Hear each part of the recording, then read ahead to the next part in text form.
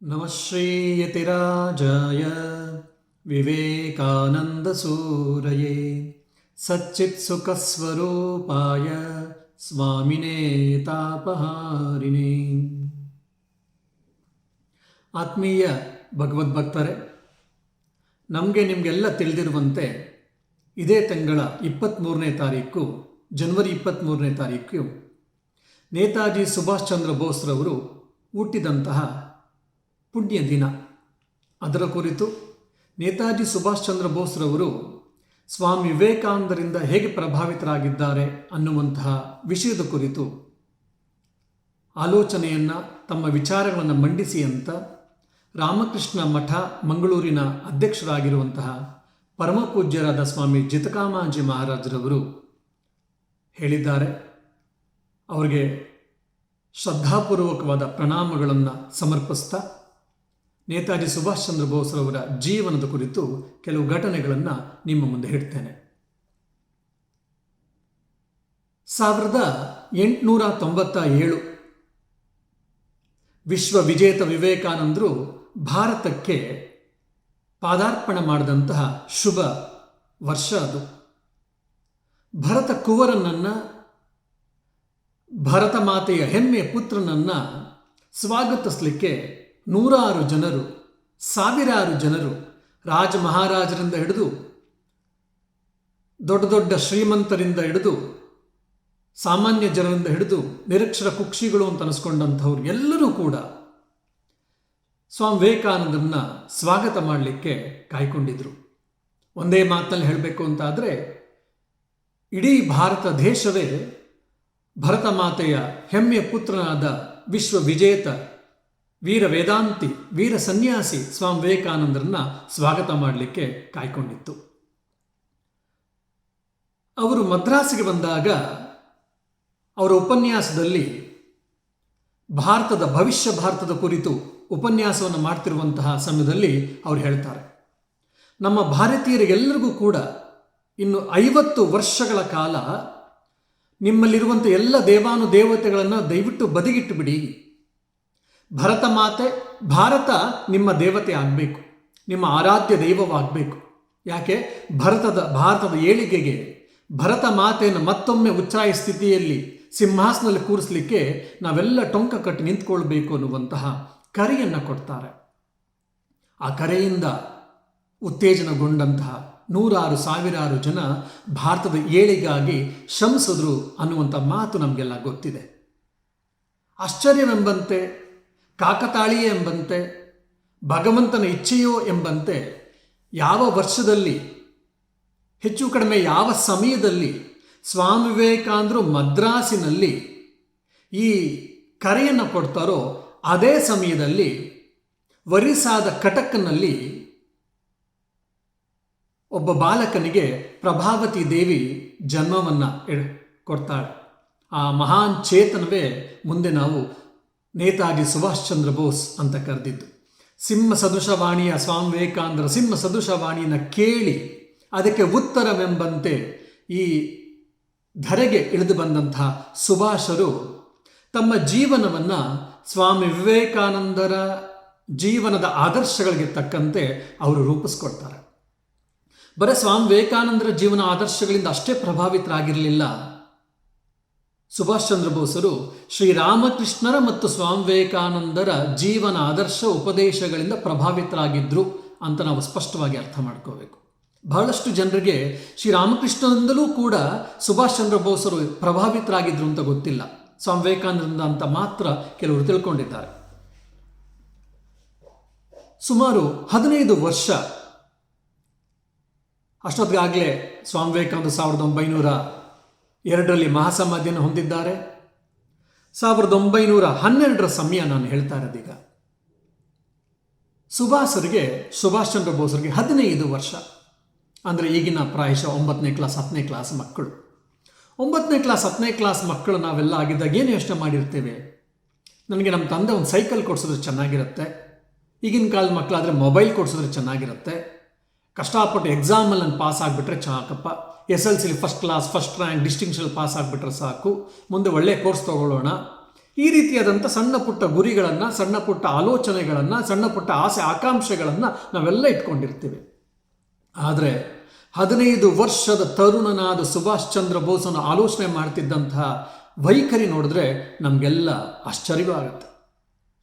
ತಾನು ಯಾವುದೋ ಒಂದು ಮಹತ್ತರವಾದಂತಹ ಸಾಧನೆಗೋಸ್ಕರ ನನ್ನ ಜನ್ಮವನ್ನು ಎತ್ತಿದ್ದೇನೆ, ನನ್ನ ಆಲೋಚನೆ, ನನ್ನ ಜೀವನ, ನನ್ನ ವ್ಯಕ್ತಿತ್ವ ಎಲ್ಲವೂ ಕೂಡ ದೊಡ್ಡದಾಗಿರಬೇಕು. ಆದರೆ ದೊಡ್ಡದಾಗಿರಬೇಕು ಅಂತೇನೋ ಇದೆ, ಆದರೆ ಏನು ಮಾಡಬೇಕು ಅಂತ ಅವನಿಗೆ ಗೊತ್ತಾಗ್ತಿಲ್ಲ. ತನ್ನ ಜೀವನದಲ್ಲಿ ಏನಾದರೂ ಒಂದು ಉತ್ತಮವಾದಂತಹ ಆಲೋಚನೆಗಳಿಂದ ಪ್ರೇರೇಪಿತನಾಗಿ ಒಂದು ಉತ್ತಮವಾದ ಸಾಧನೆಯನ್ನು ಮಾಡಬೇಕು, ಮಹೋನ್ನತವಾದ ಸಾಧನೆಯನ್ನು ಮಾಡಬೇಕು ಅಂತ ಆಲೋಚನೆಯನ್ನು ಮಾಡ್ತಿದ್ದಾನೆ. ಆದರೆ ಏನು ಮಾಡಬೇಕು ಅಂತ ಅವನಿಗೆ ಗೊತ್ತಾಗ್ತಿಲ್ಲ. ಅವನ ಅಂತರಂಗ ದಾರಿಗಾಗಿ ತವಕಿಸ್ತಾ ಇತ್ತು. ಮುಂದೆ ಏನು ಮಾಡಬೇಕು ಅಂತ ಹೇಳಿ ಅವನಿಗೆ ಎಲ್ಲವೂ ಕೂಡ ಅಗೋಚರವಾಗಿ ಕಾಣ್ತದೆ, ಏನೋ ಹೇಸಿಯಾಗಿ ಕಾಣಿಸ್ತಾ ಇದೆ, ಏನೋ ಮಾಡಬೇಕು ಅಂತ ಅನಿಸಿದೆ, ಏನು ಮಾಡಬೇಕು ಅಂತ ಗೊತ್ತಾಗ್ತಿಲ್ಲ. ಸುಭಾಷನಿಗೆ ತನ್ನ 15ನೇ ವಯಸ್ಸಿನಲ್ಲಿ ಅವನ ಮಿತ್ರ, ಒಬ್ಬ ಸೂರಜ್ ಚಂದ್ರ ಮಿತ್ರ ಅಂತ ಅವನ ಹೆಸರು, ಸ್ನೇಹಿತನ ಹೆಸರು, ಅವ್ರ ಮನೆಗೆ ಹೋಗ್ತಾನೆ ಒಂದ್ಸರಿ ಸುಭಾಷ್ಗೆ ಹೋದಾಗ ಸ್ವಾಮಿ ವಿವೇಕಾನಂದರ ಕೃತಿ ಶ್ರೇಣಿ ಅಲ್ಲಿ ಕಾಣುತ್ತೆ, ಬಂಗಾಳಿ ಭಾಷೆಯಲ್ಲಿ ಇದ್ದಂತಹದ್ದು ಪ್ರಾಯಶಃ. ಅದನ್ನು ನೋಡಿ ಸ್ವಾಮಿ ವಿವೇಕಾನಂದರ ಕೃತಿ ಶ್ರೇಣಿಯ ಪುಸ್ತಕವನ್ನು ತೆಗೆದುಕೊಂಡು ಒಂದು ಸಂಪುಟದ ಕೆಲವು ಪುಟಗಳನ್ನು ಓದಲಿಕ್ಕೆ ಪ್ರಾರಂಭ ಮಾಡ್ತಾನೆ. ಅವನಿಗೆ ತುಂಬ ಆನಂದ ಸಿಗುತ್ತೆ. ಇದರಲ್ಲಿ ಏನೋ ಒಂದು ಮಹತ್ತರವಾದಂತಹ ಘನವಾದ ಅದ್ಭುತವಾದ ವಿಚಾರಗಳಿದೆ, ಇದನ್ನು ನಾನು ಓದಬೇಕು, ಇದು ನನಗೆ ಬೇಕು ಅಂತ ಹೇಳಿ ಸೂರಜ್ ಮಿತ್ರನ ನಂತರ ಕೇಳ್ತಾನೆ, ಗೆಳೆಯ ಈ ಸಂಪುಟಗಳನ್ನು ಕೊಡ್ತೀಯಾ ನನಗೆ, ನಾನು ಮನೆಗೆ ತೆಗೆದುಕೊಂಡು ಹೋಗಿ ಸ್ವಲ್ಪ ಓದಿ ನಿಮಗೆ ವಾಪಸ್ ಕೊಡ್ತೇನೆ ಅಂತ. ಅವನು ಹೇಳ್ತಾನೆ, ಆಯ್ತು ತೆಗೆದುಕೊಂಡು ಹೋಗುವ ದಿಕ್ಕೇನು ಅಂತ ಹೇಳಿ ತೆಗೆದುಕೊಂಡು ಬಂದು ಓದಲಿಕ್ಕೆ ಪ್ರಾರಂಭ ಮಾಡ್ತಾನೆ. ಕೆಲವೇ ದಿವಸಗಳಲ್ಲಿ ಇಲ್ಲ ಕೆಲವೇ ಗಂಟೆಗಳಲ್ಲಿ ಸುಭಾಷನಿಗೆ ಅತ್ಯಂತ ಆನಂದಭರಿತವಾಗುತ್ತೆ. ಎಷ್ಟಪ್ಪ ಅಂದರೆ ಅವನಿಗೆ ಅಮೃತದ ಸಿಂಚನವನ್ನು ನಾನು ಸೇವಿಸ್ತಾ ಇದ್ದೀನಿ ಅನ್ನುವಂಥ ಭಾವನೆ ಉಂಟಾಗುತ್ತೆ. ತನ್ನಲ್ಲಿದ್ದಂಥ ಹಲವಾರು ಪ್ರಶ್ನೆಗಳಿಗೆ ಉತ್ತರ ಸಿಗ್ತಾ ಇದೆ ಸ್ವಾಮಿ ವಿವೇಕಾನಂದರ ಸಂದೇಶಗಳಲ್ಲಿ. ತನ್ನ ಜೀವನದಲ್ಲಿ ತನ್ನ ಗುರಿ, ತನ್ನ ಮಾರ್ಗ ಎಲ್ಲವೂ ಕೂಡ ಸ್ಪಷ್ಟವಾಗ್ತಿದೆ ಸುಭಾಷನಿಗೆ. ಸ್ವಾಮಿ ವಿವೇಕಾನಂದ ಕೃತಿ ಶ್ರೇಣಿಯನ್ನು ಓದ್ತಾ ತಾಸುಗಟ್ಟಲೆ, ಗಂಟೆಗಟ್ಟಲೆ ಸ್ವಾಮಿ ವಿವೇಕಾನಂದ ಕೃತಿ ಶ್ರೇಣಿಯನ್ನು ಓದಲಿಕ್ಕೆ ಪ್ರಾರಂಭ ಮಾಡ್ತಾನೆ ಸುಭಾಷನು. ಬರೀ ಅವನು ಓದಲಿಲ್ಲ, ಅಧ್ಯಯನ ಮಾಡಲಿಕ್ಕೆ ಪ್ರಾರಂಭ ಮಾಡ್ತಾನೆ. ಸ್ವಾಮಿ ವಿವೇಕಾನಂದರ ಒಂದೊಂದು ಆಲೋಚನೆಯನ್ನು, ಚಿಂತನೆಯನ್ನು ಅಳೆದು ತೂಗಿ ಸರಿಯಾದ ರೀತಿಯಲ್ಲಿ ಅರ್ಥ ಮಾಡಿಕೊಂಡು ಒಳಗೆ ಅದನ್ನು ಸ್ವೀಕರಿಸ್ತಾ ಇದ್ದಾನೆ. ಹೀಗೆ ಸ್ವಾತಿ ಮುತ್ತು ಆ ಮಳೆ ಹನಿಯನ್ನು ಸ್ವೀಕರಿಸಿದ ಮೇಲೆ ಸಮುದ್ರದ ಒಳಗೆ ಹೋಗಿ ಅದಕ್ಕೆ ರಿಯಾಕ್ಷನ್ ಕೊಟ್ಟು ಮುತ್ತನ್ನು ತಯಾರು ಮಾಡುತ್ತೋ, ಅದೇ ರೀತಿ ಒಂದು ಬೃಹದಾಕಾರವಾದ ವ್ಯಕ್ತಿತ್ವವನ್ನು ರೂಪಿಸ್ಕೊಳ್ಳಿಕ್ಕೆ ಬೇಕಾದಂಥ ಆಲೋಚನೆಯ ಒಂದು ದೊಡ್ಡ ಆಂದೋಲನವೇ ಸುಭಾಷನ ಮನಸ್ಸಿನಲ್ಲಿ ಅಂತರಂಗದಲ್ಲಿ ನಡೀತಾ ಇತ್ತು. ಸುಭಾಷನ ಹೇಳ್ತಾನೆ, ಹಲವಾರು ತಿಂಗಳುಗಳು, ಹಲವಾರು ದಿವಸಗಳು, ಹಲವಾರು ಗಂಟೆಗಳ ಕಾಲ ನಾನು ಸ್ವಾಮಿ ವಿವೇಕಾನಂದ ಕೃತಿ ಶ್ರೇಣಿಯನ್ನು ಅಧ್ಯಯನ ಮಾಡ್ತಿದ್ದೆ. ಅದರಲ್ಲಿ ನನ್ನ ಮನಸ್ಸು ಮಿಂದು ಹೋಗಿತ್ತು, ಸ್ವಾಮಿ ವಿವೇಕಾನಂದರ ಸಂದೇಶದಿಂದ ತೊಯ್ದು ಹೋಗಿತ್ತು. ಆದರೆ ನನ್ನ ಜೀವನಕ್ಕೆ ನಾನು ಏನು ಮಾಡಬೇಕು ಅನ್ನುವಂಥ ಒಂದು ಗುರಿ, ಆ ಗುರಿಯನ್ನು ಸಾಧಿಸಲಿಕ್ಕೆ ಬೇಕಾಗುವಂಥ ಮಾರ್ಗ ಎರಡೂ ಕೂಡ ನನಗೆ ಸಿಕ್ತು ಅಂಥೇಳಿ ಸ್ವಾಮಿ ವಿವೇಕಾನಂದ ಕೃತಿ ಶ್ರೇಣಿಯಿಂದ ನನ್ನ ಜೀವನ ರೂಪುಗೊಳ್ತು, ಸ್ವಾಮಿ ವಿವೇಕಾನಂದ ಸಂದೇಶದಿಂದ, ಸ್ವಾಮಿ ವಿವೇಕಾನಂದರಿಂದ ಆಯಿತು ಅಂತೇಳಿ ಸ್ಪಷ್ಟವಾಗಿ ಸುಭಾಷನ್ ಹೇಳ್ತಾನೆ. ಇನ್ನೊಂದು ಕಡೆ ಹೇಳ್ತಾನೆ, ಸ್ವಾಮಿ ವಿವೇಕಾನಂದ ಕೃತಿ ಶ್ರೇಣಿಯನ್ನು ಓದ್ತಾ ನನಗೆ ನನ್ನ ತಾಯಿ ಪ್ರಭಾವತಿ ದೇವಿ ಶ್ರೀರಾಮಕೃಷ್ಣ ವಚನವೇದವನ್ನು ಓದ್ತಾ ಇದ್ದ ನೆನಪಾಯಿತು. ಗೊತ್ತಿದ್ದೋ ಗೊತ್ತಿಲ್ಲದೆ ಆ ಕೆಲವು ವಿಚಾರಗಳು ತಲೆಗೆ ಬಿದ್ದಿತ್ತು, ಕಿವಿಗೆ ಬಿದ್ದಿತ್ತು. ಈಗ ಸ್ವಾಮಿ ವಿವೇಕಾನಂದ ಕೃತಿ ಶ್ರೇಣಿಯನ್ನು ಓದೋದ್ರ ಜೊತೆಗೆ ಶ್ರೀರಾಮಕೃಷ್ಣ ವಚನವೇದವನ್ನು ಓದಬೇಕು, ನಾನು ಇಲ್ಲಂದ್ರೆ ಪೂರ್ಣನಾಗೋದಿಲ್ಲ ಅಂತೇಳಿ ಶ್ರೀರಾಮಕೃಷ್ಣ ವಚನವೇದವನ್ನು ಕೂಡ ಅಧ್ಯಯನ ಮಾಡ್ತಾನೆ ಸುಭಾಷ್ ಚಂದ್ರ ಬೋಸ್. 1913 ತನ್ನ 15ನೇ ವಯಸ್ಸಿನಲ್ಲಿ ತನ್ನ ತಾಯಿಗೆ ಪತ್ರ ಬರೆದಂತಹ ತುಣುಕನ್ನು ನಿಮ್ಮ ಮುಂದೆ ಹೇಳಲಿಕ್ಕೆ ಇಷ್ಟಪಡ್ತಾನೆ. ಅವನು ಹೇಳ್ತಾನೆ, ನೋಡು, ನಾವೆಲ್ಲ ಮನುಷ್ಯರು ಅಂತಿದ್ದೀವಲ್ಲ, ಹೆಣ್ಣು ಹೊನ್ನು ಮಣ್ಣಿಗೋಸ್ಕರ, ಪ್ರಾಪಂಚಿಕ ವಸ್ತುಗಳಿಗೋಸ್ಕರ ಕೊಡಗಟ್ಟಲೆ ಕಣ್ಣೀರನ್ನು ಸುರಿಸ್ತೀವಿ. ಆದರೆ ಭಗವಂತನಿಗೋಸ್ಕರ ಅಂಥೇಳಿ ನಾವು ಕಣ್ಣೀರನ್ನು ಸುರಿಸೋದಿಲ್ಲ ಅಲ್ವಾ? ಎಂತಹ ವಿಪರ್ಯಾಸ! ಶ್ರೀರಾಮಕೃಷ್ಣರ ಮಾತುಗಳನ್ನು ನಾವು ಯಾರ್ಯಾರ ವಚನವೇದ ಓದಿರ್ತೀವೋ ಅವ್ರಿಗೆಲ್ಲವೂ ಕೂಡ ನೆನಪಿರ್ತದೆ. ಆ ಮಾತನ್ನೇ ಸುಭಾಷನ ಹೇಳ್ತಾನೆ. ಮತ್ತು ಸುಭಾಷ್ ಚಂದ್ರ ಬೋಸ್ ಇನ್ನೊಂದು ಮಾತನ್ನು ಕೂಡ, ಇನ್ನೊಂದು ಶ್ರೀರಾಮಕೃಷ್ಣ ಕಥೆಯನ್ನೇ ಹೇಳ್ತಾನೆ. ಏನು, ಎಲ್ಲಿಯವರೆಗೆ ಮಗು ಆಟಿಕೆಗಳ ಜೊತೆ ಆನಂದವಾಗಿರುತ್ತೋ, ನಲಿದಾಡ್ತಾ ಇರುತ್ತೋ, ಆಟ ಸಾಮಾನು ಜೊತೆ ಆಟ ಆಡ್ಕೊಂಡು ಆನಂದವಾಗಿರುತ್ತೋ ಅಲ್ಲಿಯವರೆಗೆ ತಾಯಿ ತನ್ನ ಕೆಲಸವನ್ನು ಮಾಡ್ತಾ ಇರ್ತಾಳೆ. ಯಾವಾಗ ಮಗು ತಾಯಿನೇ ಬೇಕು ಅಂತೇಳಿ ಕಿಟಾರ್ನ ಕಿರ್ಚುತ್ತೋ ಇಲ್ಲ ಅಳುತ್ತೋ ಆವಾಗ ತಾಯಿ ಒಂದು ಮಗುವನ್ನು ಲಾಲಿಸಿ ಪಾಲಿಸ್ತಾಳೆ. ಶ್ರೀರಾಮಕೃಷ್ಣ ಹೇಳಿದಂತೆ ನನಗೂ ಕೂಡ ಭಗವಂತನೇ ಬೇಕು ಅನ್ನುವಂಥ ಆಲೋಚನೆ ನನ್ನಲ್ಲಿ ಗಟ್ಟಿಯಾಗಬೇಕು, ಅದಕ್ಕೆ ನಾನು ಪ್ರಯತ್ನ ಮಾಡಬೇಕು ಅಂತ ನನಗನ್ನಿಸ್ತಾ ಇದೆ ಅಂಥೇಳಿ ತನ್ನ 15ನೇ ವಯಸ್ಸಿನಲ್ಲಿ ಬರೆದಂತಹ ಪತ್ರದಲ್ಲಿ, ತನ್ನ ತಾಯಿಗೆ ಬರೆದಂತಹ ಪತ್ರದಲ್ಲಿ ಹೇಳ್ತಾನೆ ಸುಭಾಷ್ ಚಂದ್ರ ಬೋಸ್. ಅಷ್ಟು ಚಿಕ್ಕ ವಯಸ್ಸಿಗೆ ಭಕ್ತಿ, ಶ್ರದ್ಧೆ, ಅಧ್ಯಾತ್ಮ, ದೇಶಭಕ್ತಿ ಎಲ್ಲವೂ ಕೂಡ ರೂಪುಗೊಳ್ಳಲಿಕ್ಕೆ ಪ್ರಾರಂಭ ಆಗುತ್ತೆ. ಅದು ಎಲ್ಲಿಂದ, ಯಾರಿಂದ ಅಂದರೆ ಶ್ರೀರಾಮಕೃಷ್ಣರ ಮತ್ತು ವಿವೇಕಾನಂದರ ಜೀವನ ಸಂದೇಶಗಳ ಪ್ರಭಾವದಿಂದ. ಇದು ನಾವು ಚೆನ್ನಾಗಿ ಅರ್ಥ ಮಾಡ್ಕೋಬೇಕಾಗಿದೆ. ಇನ್ನು ತನ್ನ ಸಹೋದರನಿಗೆ ಒಂದು ಪತ್ರ ಬರೀತಾನೆ ಸುಭಾಷ್, ತನ್ನ 15ನೇ ವಯಸ್ಸಲ್ಲಿ, ಇದು ಕೂಡ ಹೆಚ್ಚು ಕಡಿಮೆ. ಅವಾಗ ಹೇಳ್ತಾನೆ, ನೋಡು ನನ್ನ ಪ್ರಾಚೀನ ಭಾರತ ನೂರಾರು ಸಾವಿರಾರು ಜನರಿಂದ, ಎಂಥ ಜನರು, ಜ್ಞಾನಿಗಳು, ಸಾಧು ಸಂತರು, ಋಷಿ ಮುನಿಗಳ ತವರೂರಾಗಿತ್ತು ನನ್ನ ಭಾರತ. ಚಿನ್ನ, ಬೆಳ್ಳಿ, ಬಂಗಾರಕ್ಕೆ ಯಾವುದೂ ಕಡಿಮೆ ಆಗಿರಲಿಲ್ಲ. ಸಂಪದ್ಭರಿತವಾಗಿತ್ತು, ವೈಭವ ಪೂರಿತವಾಗಿತ್ತು ಆ ಭಾರತ. ಆದರೆ ಇವತ್ತು ಪರಕೀಯರ ದಾಳಿಯಿಂದ ಜರ್ಜರಿತಳಾಗಿದ್ದಾಳೆ. ಅಷ್ಟೇ ಅಲ್ಲ, ಆ ಪುರಾತನ ಭಾರತದಲ್ಲಿ ಸಾಮವೇದದ ಗಾನವನ್ನು ನಾವು ಕೇಳ್ತಾ ಇದ್ವಿ. ಜ್ಞಾನದ ಪರಾಕಾಷ್ಠೆಯನ್ನು ತಲುಪಿದ್ದೀವಿ. ಯಾವ ಒಂದು ವಸ್ತುವಿಂದ ಇಡೀ ಜಗತ್ತು ರೂಪುಗೊಂಡಿದೆಯೋ ಅದು ಯಾವುದು ಅಂದರೆ ಆತ್ಮ, ಬ್ರಹ್ಮ ಅಂತ ಹೇಳಿಬಿಟ್ವಿ. ಜ್ಞಾನದ ಪರಾಕಾಷ್ಠೆ ಇಂದೂ ಕೂಡ ಇವತ್ತು ವಿಜ್ಞಾನಿ ಇನ್ನೂ ತಲುಪಲಿಲ್ಲ. ನಮ್ಮ ಋಷಿಮುನಿಗಳು ಎಂತೆಂತಹ ದಿವ್ಯ ಜ್ಞಾನವನ್ನು ನಮಗೆಲ್ಲ ಕೊಟ್ಟರು. ದುರದೃಷ್ಟ ಏನಪ್ಪ ಅಂದರೆ ಇವೆಲ್ಲ ನಶಿಸಿ ಹೋಗಿದೆ. ಭಾರತ ಮತ್ತೊಮ್ಮೆ ಆ ತನ್ನ ಉಚ್ಛ್ರಾಯ ಸ್ಥಿತಿಗೆ ಹೋಗಬೇಕಾಗಿದೆ. ಅದಕ್ಕೆ ನಾವೆಲ್ಲರೂ ಕೂಡ ಟೊಂಕ ಕಟ್ಟಿ ನಿಂತ್ಕೊಳ್ಬೇಕಾಗಿದೆ, ಸೇವೆಯನ್ನು ಮಾಡಬೇಕಾಗಿದೆ. ಆದರೆ ಭಾರತ ಒಂದು ಗಾಢ ಅಂಧಕಾರದಲ್ಲಿ ಮುಳುಗಿದೆ ಅಂತೇಳಿ ನನಗೆ ಅನ್ನಿಸ್ತಾ ಇದೆ. ಅಂತಹ ಸಮಯದಲ್ಲಿ ಇಡೀ ಭಾರತವನ್ನು ರಕ್ಷಿಸಲಿಕ್ಕೆ ಒಂದು ದಿವ್ಯ ಶಕ್ತಿ, ದಿವ್ಯ ಚೇತನ ಧರೆಗೆ ಅವತರಿಸಿ ಬಂದಿತು. ಅದು ಮತ್ತಾರೂ ಅಲ್ಲ, ಸ್ವಾಮಿ ವಿವೇಕಾನಂದರು. ಈ ಸ್ವಾಮಿ ವಿವೇಕಾನಂದರು ಎಂಥವ್ರು ಗೊತ್ತೇನು ನಿನಗೆ ಸಹೋದರ? ಅವರು ದಿವ್ಯ ಶಕ್ತಿಯಿಂದ ಕೂಡಿರುವಂಥ ಒಂದು ದಿವ್ಯವಾದ ಚೇತನ. ಅವರನ್ನು ಏನು ಅಂತ ಹೇಳಲಿಕ್ಕೆ ಸಾಧ್ಯ ಇಲ್ಲ. ಯಾಕೆ? ಅವರಲ್ಲಿ ಅತ್ಯಂತ ಆಳವಾದ ತೀಕ್ಷ್ಣ ಮತಿ ಇದೆ. ಅವರೊಬ್ಬ ಶ್ರೇಷ್ಠ ಸನ್ಯಾಸಿ, ಯತಿರಾಜ. ಹಿಂದೂ ಧರ್ಮದ ಆಮೂಲಾಗ್ರವಾದ ಜ್ಞಾನ ಅವರಲ್ಲಿದೆ. ಇಡೀ ವಿಶ್ವಕ್ಕೆ, ಪಾಶ್ಚಾತ್ಯ ರಾಷ್ಟ್ರಗಳಿಗೆ ಹಿಂದೂ ಧರ್ಮವನ್ನು ಸರಿಯಾದ ರೀತಿಯಲ್ಲಿ, ಸೂಕ್ತವಾದ ರೀತಿಯಲ್ಲಿ ಏನಾದರೂ ಪರಿಚಯಿಸಿದ್ದು ಅಂತ ಆದರೆ ಅದು ಸ್ವಾಮಿ ವಿವೇಕಾನಂದರು. ಇಡೀ ವಿಶ್ವಕ್ಕೆ ಹಿಂದೂ ಧರ್ಮದ, ಭಾರತದ ಪರಿಚಯವನ್ನು ಸರಿಯಾದ ರೀತಿಯಲ್ಲಿ ಮಾಡಲಿಕ್ಕೆ ಅಂತಲೇ ಧರೆಗೆ ಇಳಿದು ಬಂದಿದ್ದಾರೆ ಸ್ವಾಮಿ ವಿವೇಕಾನಂದರು ಅಂತ ನನಗೆ ಅನ್ನಿಸ್ತಾ ಇದೆ. ಇರಲಿ, ಸಂಜೆಯ ಕತ್ತಲು ಕಳೆದು ಚಂದ್ರೋದಯವಾಗ್ತಿದೆ, ಆಗಿದೆ. ಆ ಚಂದ್ರನೇ ಸ್ವಾಮಿ ವಿವೇಕಾನಂದ.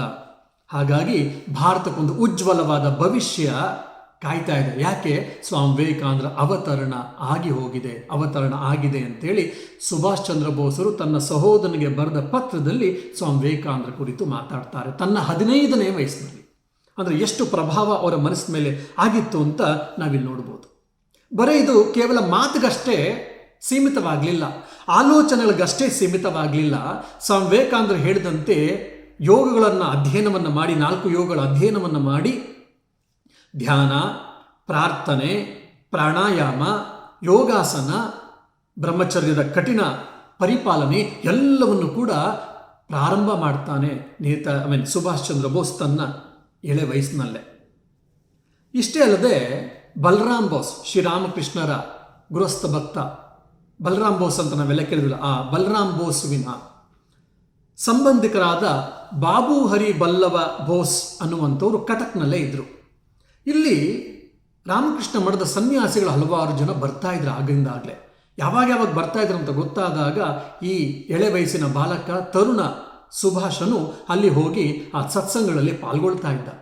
ಧರ್ಮ, ವೇದಾಂತ ಇತ್ಯಾದಿ ಗಹನವಾದ ವಿಚಾರಗಳನ್ನು ಕೇಳ್ತಿದ್ದ, ತಿಳ್ಕೊಳ್ಳುವಂಥ ಪ್ರಯತ್ನವನ್ನು ಕೂಡ ಮಾಡ್ತಾ ಇದ್ದ. ಅಷ್ಟೇ ಅಲ್ಲದೆ ಶ್ರೀರಾಮಕೃಷ್ಣರ ಉಪದೇಶಾಮೃತವನ್ನು ತಿಳಿದಂತಹ ಸ್ವಾಮಿ ವಿವೇಕಾನಂದರು ಶಿವಜ್ಞಾನಿ ಜೀವಸೇವಾ ಅನ್ನುವಂಥ ಅದ್ವೈತದ ಚರಮ ಸಂದೇಶವನ್ನು ಏನು ಮನುಕುಲಕ್ಕೆ ವಿಶ್ವಕ್ಕೆ ನೀಡಿದ್ರೋ ಅದರಿಂದ ಪ್ರೇರೇಪಿತನಾದ ಸುಭಾಷ. ಅಷ್ಟೇ ಅವನು ಪ್ರೇರೇಪಿತನಾಗಲಿಲ್ಲ, ಅವನು ಸಾಧ್ಯವಾದ ಮಟ್ಟಿಗೆ ಜನರಿಗೆ ಸಹಾಯವನ್ನು, ಸೇವೆಯನ್ನು, ನೆರವನ್ನು ನೀಡಲು ಕೂಡ ಪ್ರಾರಂಭ ಮಾಡ್ತಾನೆ ಸುಭಾಷನು. ಅದಕ್ಕೆ ಮೂಲ ಎಲ್ಲಿಂದಪ್ಪ ಅಂದರೆ ಸ್ವಾಮಿ ವಿವೇಕಾನಂದರ ಉಕ್ತಿ, ಶಿವಜ್ಞಾನೇ ಜೀವಸೇವಾ. ಜೀವ ಸೇವೆಯೇ ಭಗವಂತನ ನಿಜವಾದ ಪೂಜೆ ಅಂತೇನು ಸ್ವಾಮಿ ವಿವೇಕಾನಂದ ಹೇಳಿದಲ್ಲ, ಅದೇ ಅವನಿಗೆ ಒಂದು ಪ್ರೇರೇಪಣೆ ಆಗಿತ್ತು. 1913 ಮೆಟ್ರಿಕ್ಯುಲೇಷನ್ ಎಕ್ಸಾಮ್ನ ಪಾಸ್ ಮಾಡ್ತಾನೆ ಸುಭಾಷ್. Second rank. ಆಗಿನ ಕಾಲದಲ್ಲಿ ಸೆಕೆಂಡ್ ರ್ಯಾಂಕ್ ಅಂದರೆ ಸಾಮಾನ್ಯವಾದ ಹುಡುಗಾಟ ಅಲ್ಲ. ಇದಕ್ಕೆ ದಿಲೀಪ್ ಅನ್ನುವಂತಹ ಅವನೊಬ್ಬ ಸ್ನೇಹಿತ ಹೇಳ್ತಾರೆ, ಏನಪ್ಪ ಅಂತಂದರೆ ಇವನು ಇದನ್ನಲ್ಲ, ನಮ್ಮ ಸುಭಾಷ ನಮ್ಮ ಸ್ನೇಹಿತ, ಇವನು ಸೆಕೆಂಡ್ ರ್ಯಾಂಕ್ ಬಂದಿದ್ದು ಯಾಕೆ ಗೊತ್ತೇನೋ, ಅವನು ತುಂಬ ಓದ್ದ ಅಂತಲ್ಲ, ತುಂಬ ಪರಿಶ್ರಮ ಪಟ್ಟ ಅಂತಲ್ಲ. ಇನ್ನು ಪ್ರಮಥ ಸರ್ಕಾರ ಅನ್ನುವಂಥವನು ಏನು ಫಸ್ಟ್ ರ್ಯಾಂಕ್ ಬಂದಲ್ಲ, ಅವನು ಇನ್ನೇನು ಹೆಚ್ಚು ಮಾಡಲಿಲ್ಲ. ಅವನು ಮಾಡಿದ್ದೊಂದೇ ಪುಸ್ತಕದ ಹುಳು, ಬುಕ್ ವರ್ಮ್ ಆಗಿದ್ದ, ಯಾವಾಗಲೂ ಓದ್ತಾನೇ ಇದ್ದ. ಆದರೆ ಸುಭಾಷ ಕ್ಲಾಸಲ್ಲಿ ಪಾಠ ಕೇಳೋದಷ್ಟು ಬಿಟ್ಟರೆ ಆಮೇಲೆ ಮನೇಲಿ ಅಲ್ಪ ಸ್ವಲ್ಪ ಓದ್ತಾ ಇದ್ದ. ಅವನು ಇನ್ನು ಬಹುತೇಕ ಸಮಯ ಇಲ್ಲ ಸೇವೆಯಲ್ಲೋ, ಇಲ್ಲ ಅಂತಂದರೆ ಶಾಸ್ತ್ರ ವಿಚಾರಗಳಲ್ಲಿ, ಗಹನವಾದ ತತ್ವ ವಿಚಾರಗಳ ಅಧ್ಯಯನ ಮತ್ತು ಚರ್ಚೆ, ಇದರಲ್ಲೇ ಅವನು ಮುಳುಗ್ಬಿಡ್ತಿದ್ದ. ಕೆಲವೇ ಬಹಳ ಕಡಿಮೆ ಸಮಯವನ್ನು ಪಠ್ಯಪುಸ್ತಕಗಳಿಗೆ ಅಂತ ಸೀಮಿತ ಮಾಡಿದ್ದ ಸುಭಾಷ.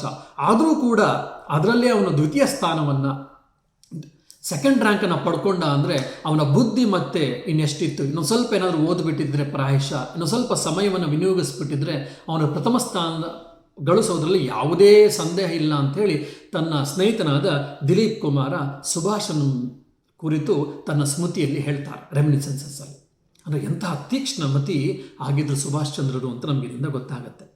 ಸರಿ, ಮೆಟ್ರಿಕ್ಯುಲೇಷನ್ ಮುಗಿದ ಮೇಲೆ ಇನ್ನೂ ಹೆಚ್ಚಿನ ಅಧ್ಯಯನಕ್ಕೆ ಅಂಥೇಳಿ, ಹೈಯರ್ ಸ್ಟಡೀಸ್ಗೆ ಅಂಥೇಳಿ ಕಲ್ಕತ್ತೆಗೆ ಬರ್ತಾರೆ ಸುಭಾಷ್ ಚಂದ್ರ ಬೋಸರು. ಆಗಲೂ ಕೂಡ ಅಧ್ಯಾತ್ಮ ಮತ್ತು ಸೇವೆ, ತ್ಯಾಗ ಮತ್ತು ಸೇವೆ ಸ್ವಾಮಿ ವಿವೇಕಾನಂದರು ಭಾರತದ ಆದರ್ಶಗಳು ಅಂತ ಹೇಳಿದಾರಲ್ವೇ, ಅದೇ ರೀತಿ ಅಧ್ಯಾತ್ಮ ಮತ್ತು ಸೇವೆಯನ್ನು ತನ್ನ ಜೀವನದ ಸರ್ವಸ್ವ, ತನ್ನ ಜೀವನದಲ್ಲಿ ಅನುಷ್ಠಾನ ಮಾಡಿಕೊಳ್ಬೇಕು ಅಂತೇಳಿ ಸುಭಾಷರು ಆಗಲೇ ಪ್ರಯತ್ನವನ್ನು ಮಾಡ್ತಾ ಇರ್ತಾರೆ. ತಕ್ಕ ಮಟ್ಟಿಗೆ ಧ್ಯಾನ, ಜಪ, ಪ್ರಾರ್ಥನೆಯನ್ನು ಮಾಡ್ತಾ ಹಲವಾರು ಭಾರತೀಯ ಸೇವೆಯನ್ನು ಮಾಡ್ತಾ ಇದ್ರು. ಇವರು ಪ್ರೆಸಿಡೆನ್ಸಿ ಕಾಲೇಜಿಗೆ ಸೇರಿಕೊಂಡಾಗ ಇವರು ಗಮನಿಸಿದಾಗ ಇವರೇ ಸುಭಾಷರೇ ಹೇಳಿದಂತೆ 4 ರೀತಿಯಾದಂಥ ವಿದ್ಯಾರ್ಥಿಗಳನ್ನು ಅವರು ಕಾಣ್ತಾರಂತೆ. ಅವರೇ ಹೇಳುವಂತೆ ಮೊದಲೇ ವರ್ಗದ ವಿದ್ಯಾರ್ಥಿಗಳು ಗುಂಪು ಹೇಗಿತ್ತಪ್ಪ ಅಂದರೆ ಅಲ್ಲೆಲ್ಲ ಜಮೀನ್ದಾರರು, ಅಗರ್ಭ ಶ್ರೀಮಂತರ ಮಕ್ಕಳು, ಜಮೀನ್ದಾರರ ಮಕ್ಕಳು ಇದ್ದರು. ಅವ್ರು ಯಾರ ಬಗ್ಗೆನೂ ತಲೆ ಕೆಡಿಸ್ಕೊಳ್ತಿರ್ಲಿಲ್ಲ, ಐಷಾರಾಮಿ ಜೀವನ ಇತ್ತು ಮತ್ತು ಅವರೊಂದು ಓದಬೇಕು ಅಂತೇಳಿ ಓದ್ತಾ ಇದ್ರಷ್ಟೆ. ಇನ್ನು 2ನೇ ವರ್ಗದವರಿದ್ದರು, ಸ್ವಾರ್ಥಪರರು, ಅತ್ಯಂತ ಸ್ವಾರ್ಥಪರರು. ಪಕ್ಕದವನು ಯಾರೋ ಏನು ಮಾಡ್ತಾನೆ, ಏನಾಗ್ತಿದೆ ಅಂತ ತಲೆ ಕೆಡಿಸ್ಕೊಳ್ತಿರ್ಲಿಲ್ಲ. ಪುಸ್ತಕದ ಹುಳುಗಳು, ಚೆನ್ನಾಗಿ ಓದಬೇಕು, ಮಾರ್ಕ್ಸ್ ತಗೋಬೇಕು, ಜೀವನದಲ್ಲಿ ನಾನೊಂದು ದೊಡ್ಡ ಹುದ್ದೆಯನ್ನು ಪಡ್ಕೊಳ್ಬೇಕು, ಹಣ, ಅಧಿಕಾರ, ಸಂಪತ್ತನ್ನು ಪಡ್ಕೊಳ್ಬೇಕು ಅಂತಿದ್ರು. ಇನ್ನು ಕೆಲವರು ಕ್ರಾಂತಿಕಾರಿಗಳು, ಭಾರತದ ಸ್ವಾತಂತ್ರ್ಯಕ್ಕೋಸ್ಕರ ತಮ್ಮ ಜೀವನವನ್ನು ಮುಡಿಪಾಗಿಟ್ಟು ಭಾರತದ ಸ್ವಾತಂತ್ರ್ಯವನ್ನು ಪಡ್ಕೊಳ್ಬೇಕು ಅಂತ 3ನೇ ವರ್ಗದವರಂತೆ. ಈ 4ನೇ ವರ್ಗದವರಿದ್ದರು, ಶ್ರೀರಾಮಕೃಷ್ಣರ ಮತ್ತು ವಿವೇಕಾನಂದರ ಜೀವನ ಸಂದೇಶಗಳಿಂದ ಪ್ರೇರೇಪಿತರಾಗಿ ಅದರಂತೆ ಅವರುಗಳು ಹೇಳಿದಂತೆ ನಮ್ಮ ಜೀವನವನ್ನು ನಾವು ರೂಪಿಸ್ಕೊಳ್ಬೇಕು, ನಮ್ಮ ವ್ಯಕ್ತಿತ್ವವನ್ನು ರೂಪಿಸ್ಕೊಳ್ಬೇಕು ಅಂಥೇಳಿ ಆಲೋಚಿಸ್ತಿದ್ದಂಥ ವಿದ್ಯಾರ್ಥಿಯ ಒಂದು ಪಡೆಯೇ ಇತ್ತು ಪ್ರೆಸಿಡೆನ್ಸಿ ಕಾಲೇಜಲ್ಲಿ ಅಂತ ಹೇಳ್ತಾರೆ ಸುಭಾಷ್ ಚಂದ್ರ ಬೋಸ್. ಅಂದರೆ ಆಗಿನ ಸಮಯದಲ್ಲಿ ಶ್ರೀರಾಮಕೃಷ್ಣರ ಮತ್ತು ವಿವೇಕಾನಂದರ ಛಾಪು ಎಷ್ಟಿತ್ತು ಅಂಥೇಳಿ ನಮಗೆ ಗೊತ್ತಾಗುತ್ತೆ. ಸೊ ನೇತಾಜಿ ಸುಭಾಷ್ ಚಂದ್ರ ಬೋಸರು ಕೂಡ ಈ ಪಡೆಗೆ 4ನೇ ಪಡೆಗೆ ಸೇರಿಕೊಂಡೆ ನಾನು ಅಂತ ಹೇಳಿ ಅವರೇ ಹೇಳ್ತಾರೆ. ಆ 4ನೇ ಪಡೆಗೆ ಸುರೇಶ್ ಚಂದ್ರ ಬಂದೋಪಾಧ್ಯಾಯ ಮತ್ತು ಇಗೊಲ್ ಕಿಶೋರ್ ಇತ್ಯಾದಿ ಕೆಲವರು ನಾಯಕರಾಗಿದ್ದರಂತೆ. ಅವ್ರ ಜೊತೆ ಸೇರಿಕೊಂಡ್ರು. ಸರಿ, ಆ ಗುಂಪಿನ ಧ್ಯೇಯೋದ್ದೇಶ ಏನಾಗಿತ್ತು ಅಂತ ಹೇಳಿ ಸುಭಾಷ್ ಚಂದ್ರ ಬೋಸ್ರೆ ವರ್ಣಿಸ್ತಾರೆ. ಏನು? ರಾಮಕೃಷ್ಣ ವಚನವೇದ ಅಧ್ಯಯನ, ಸ್ವಾಮಿ ವಿವೇಕಾನಂದರ ಜೀವನ ಸಂದೇಶ ಕೃತಿ ಶ್ರೇಣಿಗಳ ಅಧ್ಯಯನ, ಅಧ್ಯಾತ್ಮ ಜೀವನವನ್ನು ನಡೆಸುವಂಥದ್ದು, ಕಟ್ಟುನಿಟ್ಟಾದ ಬ್ರಹ್ಮಚರ್ಯದ ಪರಿಪಾಲನೆ ಮತ್ತು ಸಾಧ್ಯವಾದ ಮಟ್ಟಿಗೆ ಸೇವೆಯನ್ನು ಮಾಡೋದು. ಸೇವೆ ಮಾಡೋದು ಅಂದರೆ ದೊಡ್ಡ ದೊಡ್ಡ ಡಿಸ್ಪೆನ್ಸರಿನೋ ಇನ್ನೇನೋ ಕಟ್ಸೋದು ಅಂತಲ್ಲ, ಬದಲಾಗಿ ರಾಷ್ಟ್ರ ನಿರ್ಮಾಣಕ್ಕೆ ಪೂರಕವಾಗುವಂಥ ಶಿಕ್ಷಣ ಕ್ಷೇತ್ರದಲ್ಲಿ ಒಂದು ಆಮೂಲಾಗ್ರವಾದ ಬದಲಾವಣೆ, ಸುಧಾರಣೆ ತರಬೇಕು ಅನ್ನುವಂಥದ್ದು ಈ ವರ್ಗದ ಆಶಯವಾಗಿತ್ತು ಅಂಥೇಳಿ ಸುಭಾಷ್ ಹೇಳ್ತಾರೆ. ಸೊ ಸೇವೆ ಮತ್ತು ತ್ಯಾಗ, ಅಧ್ಯಾತ್ಮ ಮತ್ತು ಸೇವೆ ಎರಡನ್ನೂ ಮೈಗೂಡಿಸ್ಕೊಳ್ಬೇಕು ಅನ್ನುವಂಥದ್ದು ಈ ಕೆಲವು ಯುವಕರ ಆಲೋಚನೆಯಾಗಿತ್ತು. ಅದು ಶ್ರೀರಾಮಕೃಷ್ಣರು ಮತ್ತು ವಿವೇಕಾನಂದರು ಬೋಧಿಸಿದ ತತ್ವಾದರ್ಶಗಳ ಮೇರೆಗೆ ಅದರಲ್ಲಿ ನೇತಾಜಿ ಸುಭಾಷ್ ಚಂದ್ರ ಬೋಸರು ಕೂಡ ಸೇರಿಕೊಳ್ತಾರೆ. ಅನೇಕ ರೀತಿಯ ಚರ್ಚೆಗಳನ್ನು ಮಾಡ್ತಾರೆ, ಅನೇಕ ರೀತಿಯ ಅಧ್ಯಯನಗಳನ್ನು ಮಾಡ್ತಾರೆ, ಅನೇಕ ರೀತಿಯಾದಂತಹ ನಿಲುವುಗಳನ್ನು ತಾಳ್ತಾರೆ.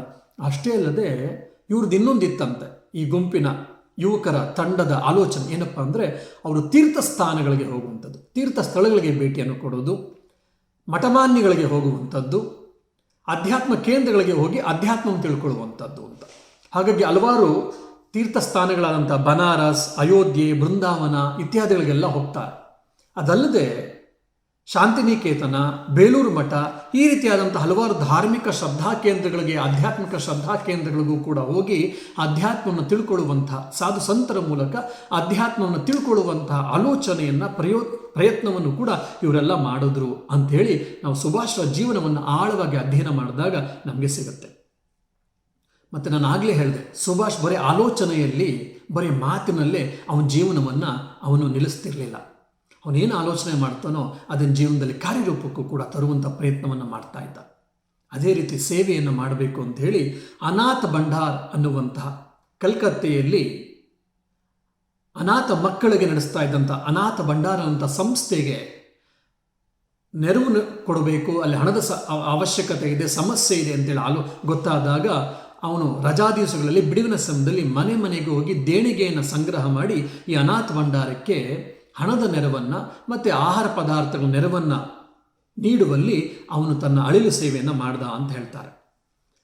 ಇನ್ನು ರಜಾ ದಿವಸಗಳಲ್ಲಿ ಅಂದರೆ ಬೇಸಿಗೆ ರಜಾ ಇಲ್ಲ ದಸರಾ ರಜಾ ಅಂತ ನಾವೇನು ಹೇಳ್ತೀವಲ್ಲ, ಅಂಥ ರಜಾ ಸಮಯದಲ್ಲಿ ಅವನು ತನ್ನ ಊರಿಗೆ ಕಟಕ್ಗೆ ಹೋದಾಗ ಅಲ್ಲೂ ಕೂಡ ಅವನು ಸುಮ್ಮನೆ ಕೂತಿರ್ಲಿಲ್ವಂತೆ. ನಾನೊಬ್ಬ ಏನು ಮಾಡಬಲ್ಲೆ, ಸರಿ ಕಲ್ಕತ್ತೆಯಲ್ಲಿ ಮಾಡಿದೆ, ಸರಿ ಇಲ್ಲೂ ಏನು ಮಾಡೋದು, ರಜಕ್ಕೆ ಬಂದಿದ್ದೀನಿ, ಆರಾಮಾಗಿರೋಣ ತಂದೆ ತಾಯಿ ಜೊತೆ, ಸ್ನೇಹಿತರ ಜೊತೆ, ಸಂಬಂಧಿಕರ ಜೊತೆ ಅಂತ ಆಲೋಚನೆ ಮಾಡುವ ಬದಲು ಅವನೇನು ಮಾಡ್ದ, ಆಗಿನ ಸಮಯದಲ್ಲಿ ಕಾಲರಾಯಿಂದ ಹಲವಾರು ಜನ ನರಳುತ್ತಾ ಇದ್ರಂತೆ, ಆ ರೋಗಿಗಳಿಗೆಲ್ಲ ಶುಶ್ರೂಷೆ ಮಾಡ್ದ ಅಂತ ಹೇಳಿ ಆ ಸುಭಾಷ್ ಜೀವನದ ಅಧ್ಯಯನ ಮಾಡಿದಾಗ ನಮಗೆ ಸ್ಪಷ್ಟವಾಗಿ ಅರ್ಥ ಆಗುತ್ತೆ. ಇಷ್ಟೆಲ್ಲ ಸೇವಾ ಕೈಂಕರ್ಯಗಳನ್ನು ಮಾಡ್ತಿದ್ದ, ಅಧ್ಯಯನವನ್ನೂ ಮಾಡ್ತಾ ಇದ್ದ, ಶ್ರೀರಾಮಕೃಷ್ಣರ ಮತ್ತು ವಿವೇಕಾನಂದ ಜೀವನ ಸಂದೇಶಗಳನ್ನು ತಿಳ್ಕೊಳ್ತಿದ್ದ, ಉಪನಿಷತ್ತು ಬೇರೆ ಬೇರೆ ಪುಸ್ತಕಗಳನ್ನು ಓದ್ತಾ ಇದ್ದ. ಇದೆಲ್ಲ ಮಾಡ್ತಾ ಮಾಡ್ತಾ 2 ವರ್ಷದಲ್ಲಿ ಅವನಲ್ಲಿ ಸೂಕ್ತವಾಗಿದ್ದಂಥ ವೈರಾಗ್ಯದ ಜ್ವಾಲೆ ಹತ್ತು ಹುರಿದು ಬಿಡ್ತು. ಏನಾಯಿತು? ಪ್ರತಿಫಲವಾಗಿ ಅವನು ಮತ್ತು ಅವನ ಸ್ನೇಹಿತ 1914ರಲ್ಲಿ ಯಾರಿಗೂ ಹೇಳದೆ ಗುಪ್ತವಾಗಿ ಪರಿವ್ರಾಜಕರಾಗಿ, ಗೈರ್ವಸನಧಾರಿಯಾಗಿ, ಕಾವ್ಯವಸ್ತ್ರಧಾರಿಗಳಾಗಿ ಹೊರಟು ಬಿಡ್ತಾರೆ. ಋಷಿಕೇಶ್, ಬೃಂದಾವನ, ಮಥುರಾ, ಆಗ್ರಾ, ವಾರಣಾಸಿ, ಬೋಧಗಯಾ ಈ ರೀತಿಯಾಗಿ ಹಲವಾರು ತೀರ್ಥಕ್ಷೇತ್ರಗಳಿಗೆ ಭೇಟಿ ಕೊಡ್ತಾರೆ. ಅಲ್ಲಿದ್ದಂತಹ ಮಠಮಾನ್ಯಗಳಿಗೆ, ಆಶ್ರಮಗಳಿಗೆ ಭೇಟಿಯನ್ನು ಕೊಡ್ತಾರೆ. ಅಲ್ಲೇ ತಂಗಲಿಕ್ಕೆ ಪ್ರಯತ್ನವನ್ನು ಮಾಡ್ತಾರೆ. ಅಲ್ಲಿದ್ದಂಥ ಬಾಬಾಜಿಗಳ ಹತ್ರ, ಸಾಧು ಸಂತರ ಹತ್ರ ಅಧ್ಯಾತ್ಮದ ಕುರಿತು ತಿಳ್ಕೊಳ್ಳಿಕ್ಕೆ ಪ್ರಯತ್ನವನ್ನು ಕೂಡ ಮಾಡ್ತಾರೆ. ಆದರೆ ಅದೇ ಸಮಯದಲ್ಲೇ ಅವರ ಅನುಭವವನ್ನು ಹೇಳ್ತಾರೆ ಸುಭಾಷರು. ನಾವು ಯುವಕರು, ತರುಣರು, ನಾವಿಬ್ಬರೂ, ಇನ್ನೊಬ್ಬ ಸ್ನೇಹಿತ ಮುಂದೆ ಸೇರಿಕೊಂಡ, ನಾವು 3 ತರುಣರು ಹೋದಾಗ ನಾವೆಲ್ಲೋ ಸೀಕ್ರೆಟ್ ಏಜೆನ್ಸಿಯಿಂದ ಬಂದಿದ್ದೀವಿ ಅಂಥೇಳಿ ಹಲವಾರು ಬಾರಿ ನಮ್ಮನ್ನು ಸಂಶಯಾತ್ಮಕ ದೃಷ್ಟಿಯಿಂದ ನೋಡಿ ಆಚೆಗಟ್ಟಿದ್ದವರು ಹಲವಾರು ಆಶ್ರಮಗಳು.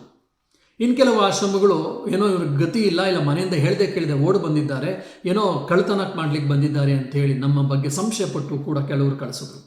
ಅದೇ ರೀತಿ ಇನ್ನು ಕೆಲವು ಆಶ್ರಮಗಳು ನಮ್ಮನ್ನು ಕರೆದು ಚೆನ್ನಾಗಿ ಊಟ ಕೊಟ್ಟು, ಇರಲಿಕ್ಕೆ ಜಾಗ ಕೊಟ್ಟು, ನಾವು ಕೇಳಿದಂಥ ಪ್ರಶ್ನೆಗಳಿಗೆ ಉತ್ತರವನ್ನು ಕೊಟ್ಟು ಸಂಶಯವನ್ನು ಪರಿಹಾರ ಮಾಡುವಂಥ ಪ್ರಯತ್ನವನ್ನು ಕೂಡ ಮಾಡಿದ್ರು ಅಂಥೇಳಿ ಅವರ ಅನುಭವವನ್ನು ತೋಡ್ಕೊಳ್ತಾರೆ. ಇದೇ ರೀತಿ ಪರಿವ್ರಾಜಕರಾಗಿ ಸುತ್ತಾ ಇರುವಂಥ ಸಮಯದಲ್ಲಿ ಒಬ್ಬ ನಿರ್ದಿಷ್ಟವಾದ ಗುರು ಬೇಕು ಅಂತ ಹೇಳಿ ತನ್ನ ಮನದ ಹಂಬಲವನ್ನು ಏನಿಟ್ಕೊಂಡಿದ್ರು ಸುಭಾಷರು, ಗುರುವಿಗಾಗಿ ಶೋಧಿಸ್ತಿದ್ದಾಗ, ಸ್ವಾಮಿ ವಿವೇಕಾನಂದನ ಗುರುವಂತ ಸ್ವೀಕರಿಸಿದ್ದಾರೆ, ಅವರ ಸಂದೇಶವನ್ನು ತಮ್ಮ ಜೀವನದಲ್ಲಿ ಅಳವಡಿಸ್ಕೊಂಡಿದ್ದಾರೆ. ಆದರೆ ಒಂದು ಭೌತಿಕವಾಗಿ ಒಬ್ಬ ಗುರು ತನಗೆ ಬೇಕು ಆಧ್ಯಾತ್ಮಿಕ ಜೀವನಕ್ಕೆ ಅಂತ ಆಲೋಚನೆ ಮಾಡಿದಂಥ ಸುಭಾಷ್ ಹುಡುಕ್ತಾ ಇದ್ದಂಥ ಸಮಯದಲ್ಲಿ ಅವರು ವಾರಣಾಸಿಯ ರಾಮಕೃಷ್ಣ ಮಿಷನ್ಗೆ ಹೋಗ್ತಾರೆ. ಭಗವಂತನ ಕೃಪೆ, ಶ್ರೀರಾಮಕೃಷ್ಣರ, ವಿವೇಕಾನಂದರ ಕೃಪೆ ಎಂಬಂತೆ ಅವರಿಗೆ ಶ್ರೀರಾಮಕೃಷ್ಣರ ಮಾನಸ ಪುತ್ರರಾದ ಸ್ವಾಮಿ ಬ್ರಹ್ಮಾನಂದರ ದರ್ಶನವಾಗುತ್ತೆ. ಅವರಿಬ್ಬರು ಕೂಡ ಸುಮಾರು ಸಮಯ ಏಕಾಂತದಲ್ಲಿ ಮಾತಾಡ್ತಾರಂತೆ. ಏಕಾಂತದಲ್ಲಿ ಅವ್ರು ಏನು ಮಾತಾಡಿದ್ರು ಅಂತ ನಮ್ಗಳಿಗೆ ಯಾರಿಗೂ ತಿಳಿದು ಬಂದಿಲ್ಲ. ಸುಭಾಷ್ ಕೂಡ ಅದ್ರ ಬಗ್ಗೆ ಕೇಳಿದಾಗ ಕೂಡ ಹೆಚ್ಚಾಗಿ ಹೇಳ್ತಿರ್ಲಿಲ್ವಂತೆ. ಆದರೆ ಅವನ ಸ್ನೇಹಿತ ದಿಲೀಪ್ ರಾಯನ ಹತ್ರ ಒಂದ್ಸರಿ ಹೇಳ್ತಾರೆ, ಬ್ರಹ್ಮಾನಂದರ ಜೊತೆ ಮಾತಾಡಿ ಆಚೆ ಬಂದ ಮೇಲೆ ಹೇಳಿದ್ರು ಅಂತ ಹೇಳಿ ದಿಲೀಪ್ ರಾಯ್ ತನ್ನ ಸ್ಮೃತಿ ಲೇಖನದಲ್ಲಿ ಬರೀತಾನೆ. ಏನಂತಂದರೆ, ಸುಭಾಷ್ರು ಸ್ವಾಮಿ ಬ್ರಹ್ಮಾನಂದರ ಜೊತೆ ಮಾತಾಡಿಕೊಂಡು ಬಂದ ಮೇಲೆ ನನ್ನ ಕೈ ಹಿಡ್ಕೊಂಡು ಹೇಳ್ತಾರೆ, ನಿನಗೇನಾದರೂ ಭಗವಂತನ ಕೃಪೆ ಆಗಬೇಕು ಅಂತಿದ್ರೆ ನೀನು ಸ್ವಾಮಿ ಬ್ರಹ್ಮಾನಂದರ ಕೃಪೆಯನ್ನು ಪಡ್ಕೊಂಡ್ಬಿಡು. ಯಾಕೆ ಗೊತ್ತೇನು? ಸ್ವಾಮಿ ಬ್ರಹ್ಮಾನಂದರ ಕೃಪೆಯನ್ನು ಪಡೆದ್ರೆ ಅವರ ಜೀವನವೇ ಧನ್ಯ. ಮತ್ತು ಅವ್ರ ಕೃಪೆ ಪಡೆದ್ರೆ ಇನ್ನೇನಾಗುತ್ತೆ ಗೊತ್ತೇನು? ಅವರು ಯಾರು ಬ್ರಹ್ಮಾನಂದರ ಸ್ವಾಮಿ ಬ್ರಹ್ಮಾನಂದಜಿ ಮಹಾರಾಜರ ಕೃಪೆಯನ್ನು ಪಡಿತಾರೋ ಅವರ ಜೀವನ ಬದಲಾಗದೇ ಇರಲಿಕ್ಕೆ ಸಾಧ್ಯವೇ ಇಲ್ಲ. ಯಾಕೆ? ಇದು ನನ್ನ ಜೀವನದಲ್ಲೇ ಕಾಣಬಹುದು ಅಂಥೇಳಿ ಅಶ್ರುಪೂರಿತನಾಗಿ ಸುಭಾಷ್ ಚಂದ್ರ ಬೋಸರು ತನ್ನ ಸ್ನೇಹಿತ ದಿಲೀಪ್ ರಾಯನ ಹತ್ರ ಹೇಳಿದ್ದಾರೆ ಅಂತ ಅಂದರೆ ಎಂತಹ ಪ್ರಭಾವ, ಆಶೀರ್ವಾದ, ಕೃಪೆ ಬ್ರಹ್ಮಾನಂದರದು, ಸ್ವಾಮಿ ಬ್ರಹ್ಮಾನಂದಜಿ ಮಹಾರಾಜದ್ದು ಸುಭಾಷ್ ಚಂದ್ರ ಬೋಸ್ ಮೇಲೆ ಆಗಿದೆ ಅಂಥೇಳಿ ನಾವಿಲ್ಲಿ ಭಾವಿಸ್ಬೋದು. ಮತ್ತು ಮುಂದುವರ್ಸ್ಕೊಂಡು ಹೇಳ್ತಾರೆ, ಸುಭಾಷ್ರ ಮಾತುಗಳನ್ನೇ ದಿಲೀಪ್ ರಾಯ್ ಉಚ್ಚರಿಸ್ತಾ ಇದ್ದಾನಿಲ್ಲಿ. ನಾನೊಬ್ಬ ಯತ್ಕಿಂಚಿತ್ ಸಾಮಾನ್ಯ ಕ್ಷುಲ್ಲಕ ವ್ಯಕ್ತಿ. ಅಂಥ ವ್ಯಕ್ತಿಯಾದ ನಾನು ಸ್ವಾಮಿ ಬ್ರಹ್ಮಾನಂದಜಿ ಮಹಾರಾಜರ ಯತ್ಕಿಂಚಿತ್ ಕೃಪೆಗೆ ಒಳಗಾಗಿದ್ದೇನೆ, ಧನ್ಯನಾದೆ. ರಾಷ್ಟ್ರದ ಹಿತಕ್ಕಾಗಿ ತನ್ನ ಜೀವನವನ್ನು ಸಮರ್ಪಿಸ್ಕೋ ಅಂತ ಅವರು ಹೇಳಿದ್ದಾರೆ. ಆದರೆ ಈಗ ನೀನು ನಿನ್ನ ಕಾವಿ ಬಟ್ಟೆಯನ್ನು ತ್ಯಜಿಸಿ ಸನ್ಯಾಸಿ ಆಗಬೇಕು ಅಂತ ಏನು ನೀನು ಅಂದ್ಕೊಂಡಿದ್ದೀಯಲ್ಲ ಅದನ್ನು ಬಿಟ್ಟುಬಿಟ್ಟು ನೀನು ಮನೆಗೆ ಹೋಗು. ನಿನಗೆ ಮುಂದೆ ಉಜ್ವಲವಾದ ಭವಿಷ್ಯ ಕಾದಿದೆ, ಭಾರತಕ್ಕೆ ನೀನು ಬೇಕಾಗಿದ್ದೀಯಾ ಅಂತೇಳಿ ಸ್ವಾಮಿ ಬ್ರಹ್ಮಾನಂದರು ನನಗೆ ಹೇಳಿದ್ದಾರೆ ಅನ್ನುವಂಥ ಇಷ್ಟೇ ಈ ಕೆಲವು ವಿಷಯಗಳನ್ನು ದಿಲೀಪ್ ರಾಯನ ಹತ್ರ ಹೇಳ್ತಾನೆ. ದಿಲೀಪ್ ರಾಯ್ ತನ್ನ ಸ್ಮೃತಿ ಲೇಖನದಲ್ಲಿ ಹೇಳ್ಕೊಂಡಿದ್ದು ನಮಗಿವತ್ತು ಲಭ್ಯವಿದೆ. ಅಂದರೆ ಸ್ವಾಮಿ ಬ್ರಹ್ಮಾನಂದಜಿ ಮಹಾರಾಜರವರು ದಿಲೀಪನ ಸುಭಾಷನ್ನು ನೋಡಿದ ತಕ್ಷಣವೇ ಅವನ ಮುಂದೆ ಅವನು ಏನಕ್ಕೋಸ್ಕರ ಹುಟ್ಟಿದ್ದಾನೆ, ಅವನ ಮುಂದೆ ಕಾರ್ಯವೈಖರಿ ಏನಿದೆ ಅಂತೇಳಿ ಅವ್ರಿಗೆ ಗೊತ್ತಿತ್ತು ಅಂತ ಅವ್ನಿಗೆ ಸ್ಪಷ್ಟವಾಗಿ ಗೊತ್ತಾಗುತ್ತೆ. ಮುಂದೆ ಅವನ ಕಡೆ ಹೇಳ್ತಾರೆ ಸುಭಾಷ್ ಚಂದ್ರ ಬೋಸರು. ಎಷ್ಟೇ ಆಗಲಿ ಸ್ವಾಮಿ ವಿವೇಕಾನಂದರು ಹೇಳಿದ್ರಲ್ಲ ಗುರುವಿನ ಬಗ್ಗೆ ಹೇಳ್ತಾ, ಗುರು ಯಾರಪ್ಪ ಅಂದರೆ ಶಿಷ್ಯನ ಭೂತ ವರ್ತಮಾನ ಭವಿಷ್ಯತ್ತನ್ನು ಅರಿತು ಯಾರು ಮಾರ್ಗದರ್ಶನ ಮಾಡ್ತಾನೋ ಅಂಥವನೇ ಗುರು ಅಲ್ವೇ. ಸ್ವಾಮಿ ಬ್ರಹ್ಮಾನಂದರು ಕೂಡ ಆ ಶ್ರೇಣಿಗೆ ಸೇರಿದವರು. ಹಾಗಾಗಿ ಅವರು ನನಗೆ ಹೇಳಿದರು, ಭಾರತಕ್ಕೆ ನೀನು ಬೇಕಾಗಿದೆ, ನಿನಗೆ ಉಜ್ವಲವಾದ ಭವಿಷ್ಯವಿದೆ, ಹಾಗಾಗಿ ನೀನು ಈ ಕಾವಿ ಬಟ್ಟೆಯನ್ನು ತ್ಯಜಿಸಿ ಮನೆಗೆ ಹೋಗು, ಮುಂದೆ ನೀನು ಭಾರತದ ಏಳಿಗೆಗಾಗಿ ಪರಿಶ್ರಮಿಸುವಂತೆ ಸಮರ್ಪಿಸಿಕೊಳ್ಳುವಂತೆ ಅಂತ ಹೇಳಿದರು. ಅದೇ ರೀತಿ ನನ್ನ ಜೀವನ ಮುಂದೆ ಉಂಟಾಯಿತು ಅಂತ ಹೇಳಿ ಸುಭಾಷರು ಇನ್ನೂ ಬೇರೆ ಕಡೆ ಉಲ್ಲೇಖವನ್ನು ಮಾಡುವಂಥದ್ದನ್ನು ನಾವು ಕಾಣ್ತೇವೆ. ಅದೇ ರೀತಿ ಕ್ರಾಂತಿಕಾರಿ ನರೇಂದ್ರ ನಾರಾಯಣ್ ಚಕ್ರವರ್ತಿ ಅವರು ಕೂಡ ತಮ್ಮ ಸೆರೆಮನೆವಾಸದಲ್ಲಿ ಅಂತ ಕಾಣುತ್ತೆ ಸುಭಾಷರ ಸಂಪರ್ಕಕ್ಕೆ ಬಂದಿರ್ತಾರೆ.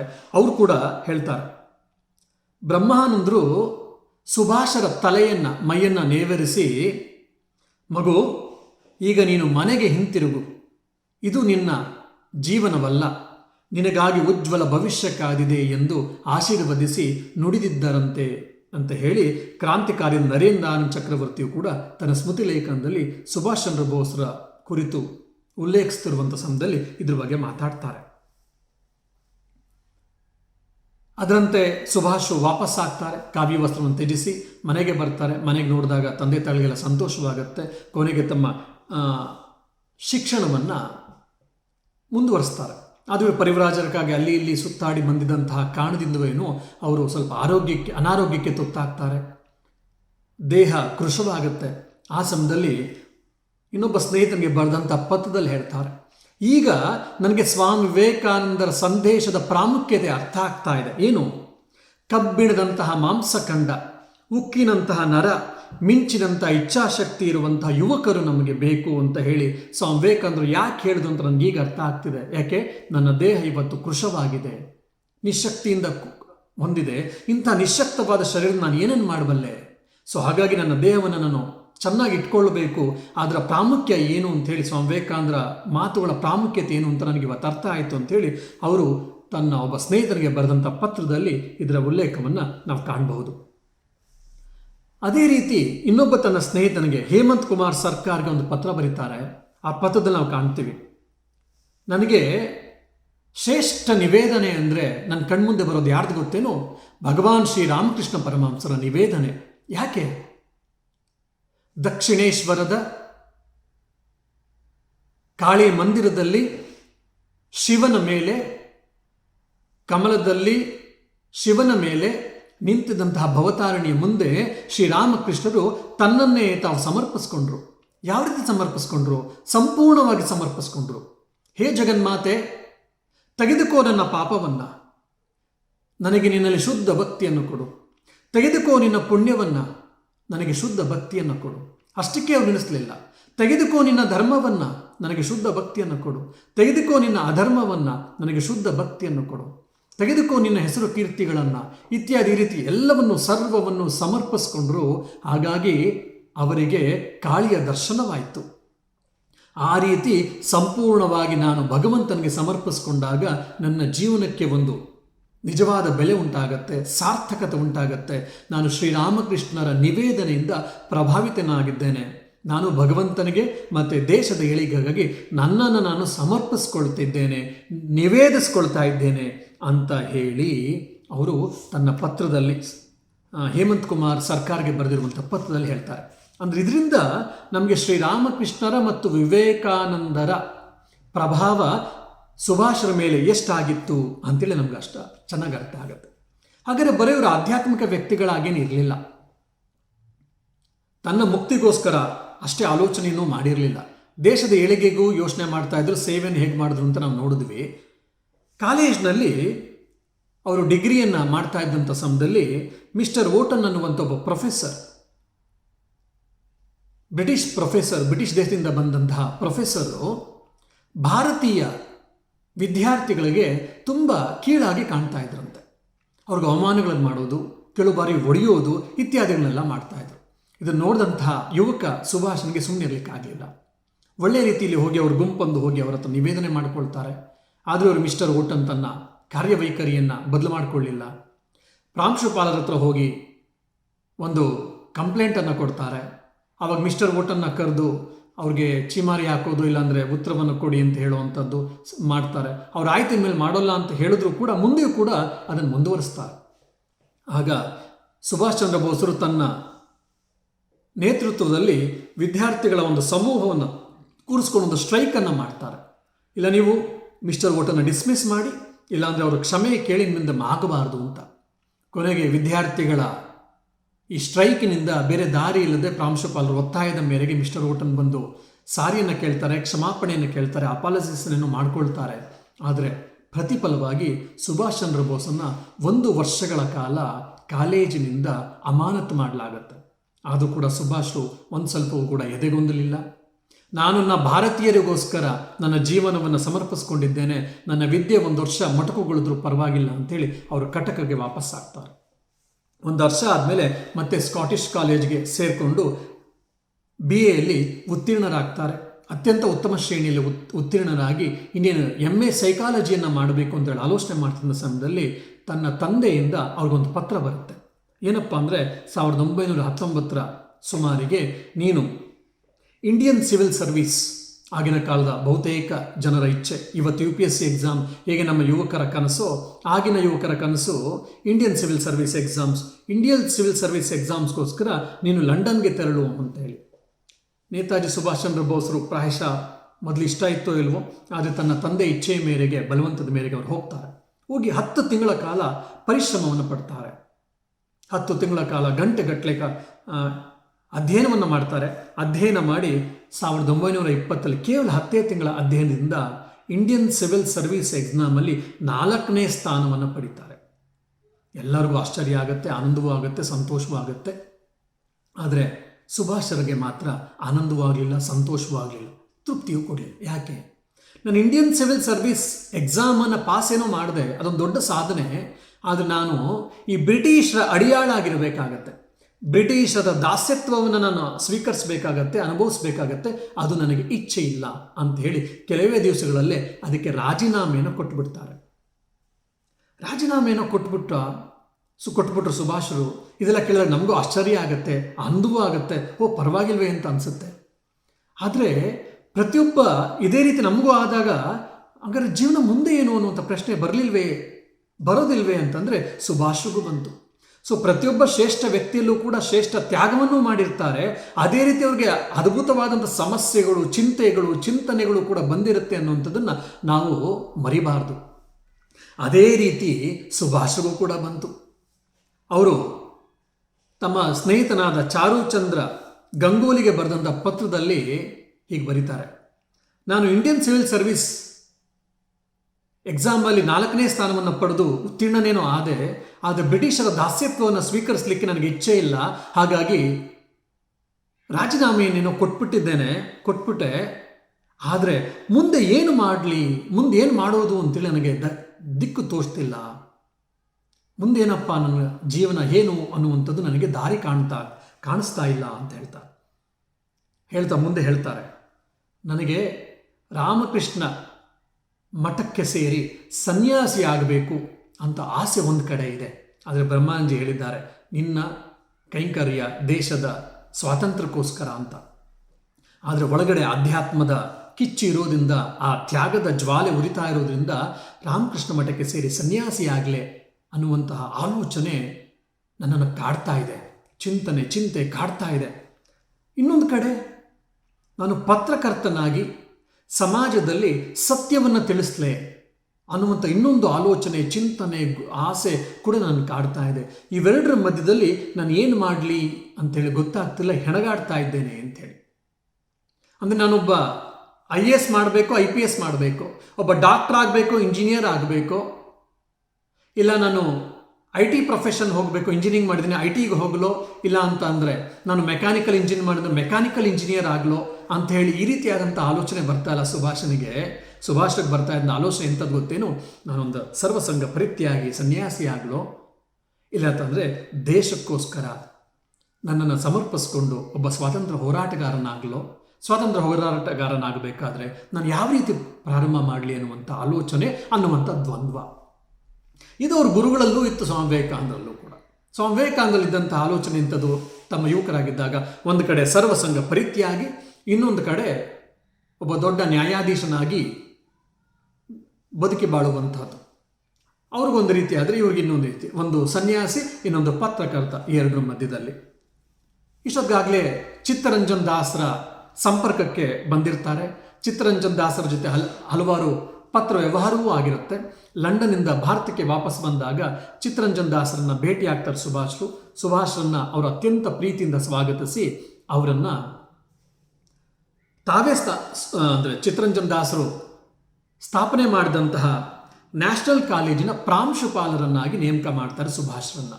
ಅಲ್ಲೂ ಕೂಡ ಅವರ ಸೇವೆಯನ್ನು ಮುಂದುವರಿಸ್ತಾರೆ. ಚಿತ್ತರಂಜನ್ ದಾಸರ ಜೊತೆ ಸೇರಿಕೊಂಡು ಹಲವಾರು ರೀತಿಯ ರಾಜಕೀಯ ಚಟುವಟಿಕೆಗಳಲ್ಲಿ ಸುಭಾಷ್ರು ಅವ್ರಿಗೆ ಗೊತ್ತಿಲ್ಲದೆ ಅವರನ್ನು ನಿಯೋಜಿಸ್ಕೊಳ್ತಾರೆ. ಅದರ ಜೊತೆ ಕೆಲಸವನ್ನು ಚಿತ್ತರಂಜನ್ ದಾಸರ ಜೊತೆ ಕೆಲಸ ಮಾಡ್ತಾ ಅವ್ರಿಗೆ ಗುರಿ ಸ್ಪಷ್ಟವಾಗ್ತಾ ಹೋಗುತ್ತೆ. ನನ್ನ ಗುರಿ ಏನಿದ್ರೂ ಕೂಡ ದೇಶದ ಸ್ವಾತಂತ್ರ್ಯಕ್ಕೋಸ್ಕರ ಶ್ರಮಿಸಬೇಕು, ಅದಕ್ಕೆ ನಾನು ರಾಜಕೀಯಕ್ಕೆ ಇಳಿಬೇಕು, ಸಮಾಜ ಸೇವೆಗೆ ಇಳಿಬೇಕು ಅಂತ ಹೇಳೋ ಗೊತ್ತಾಗುತ್ತೆ.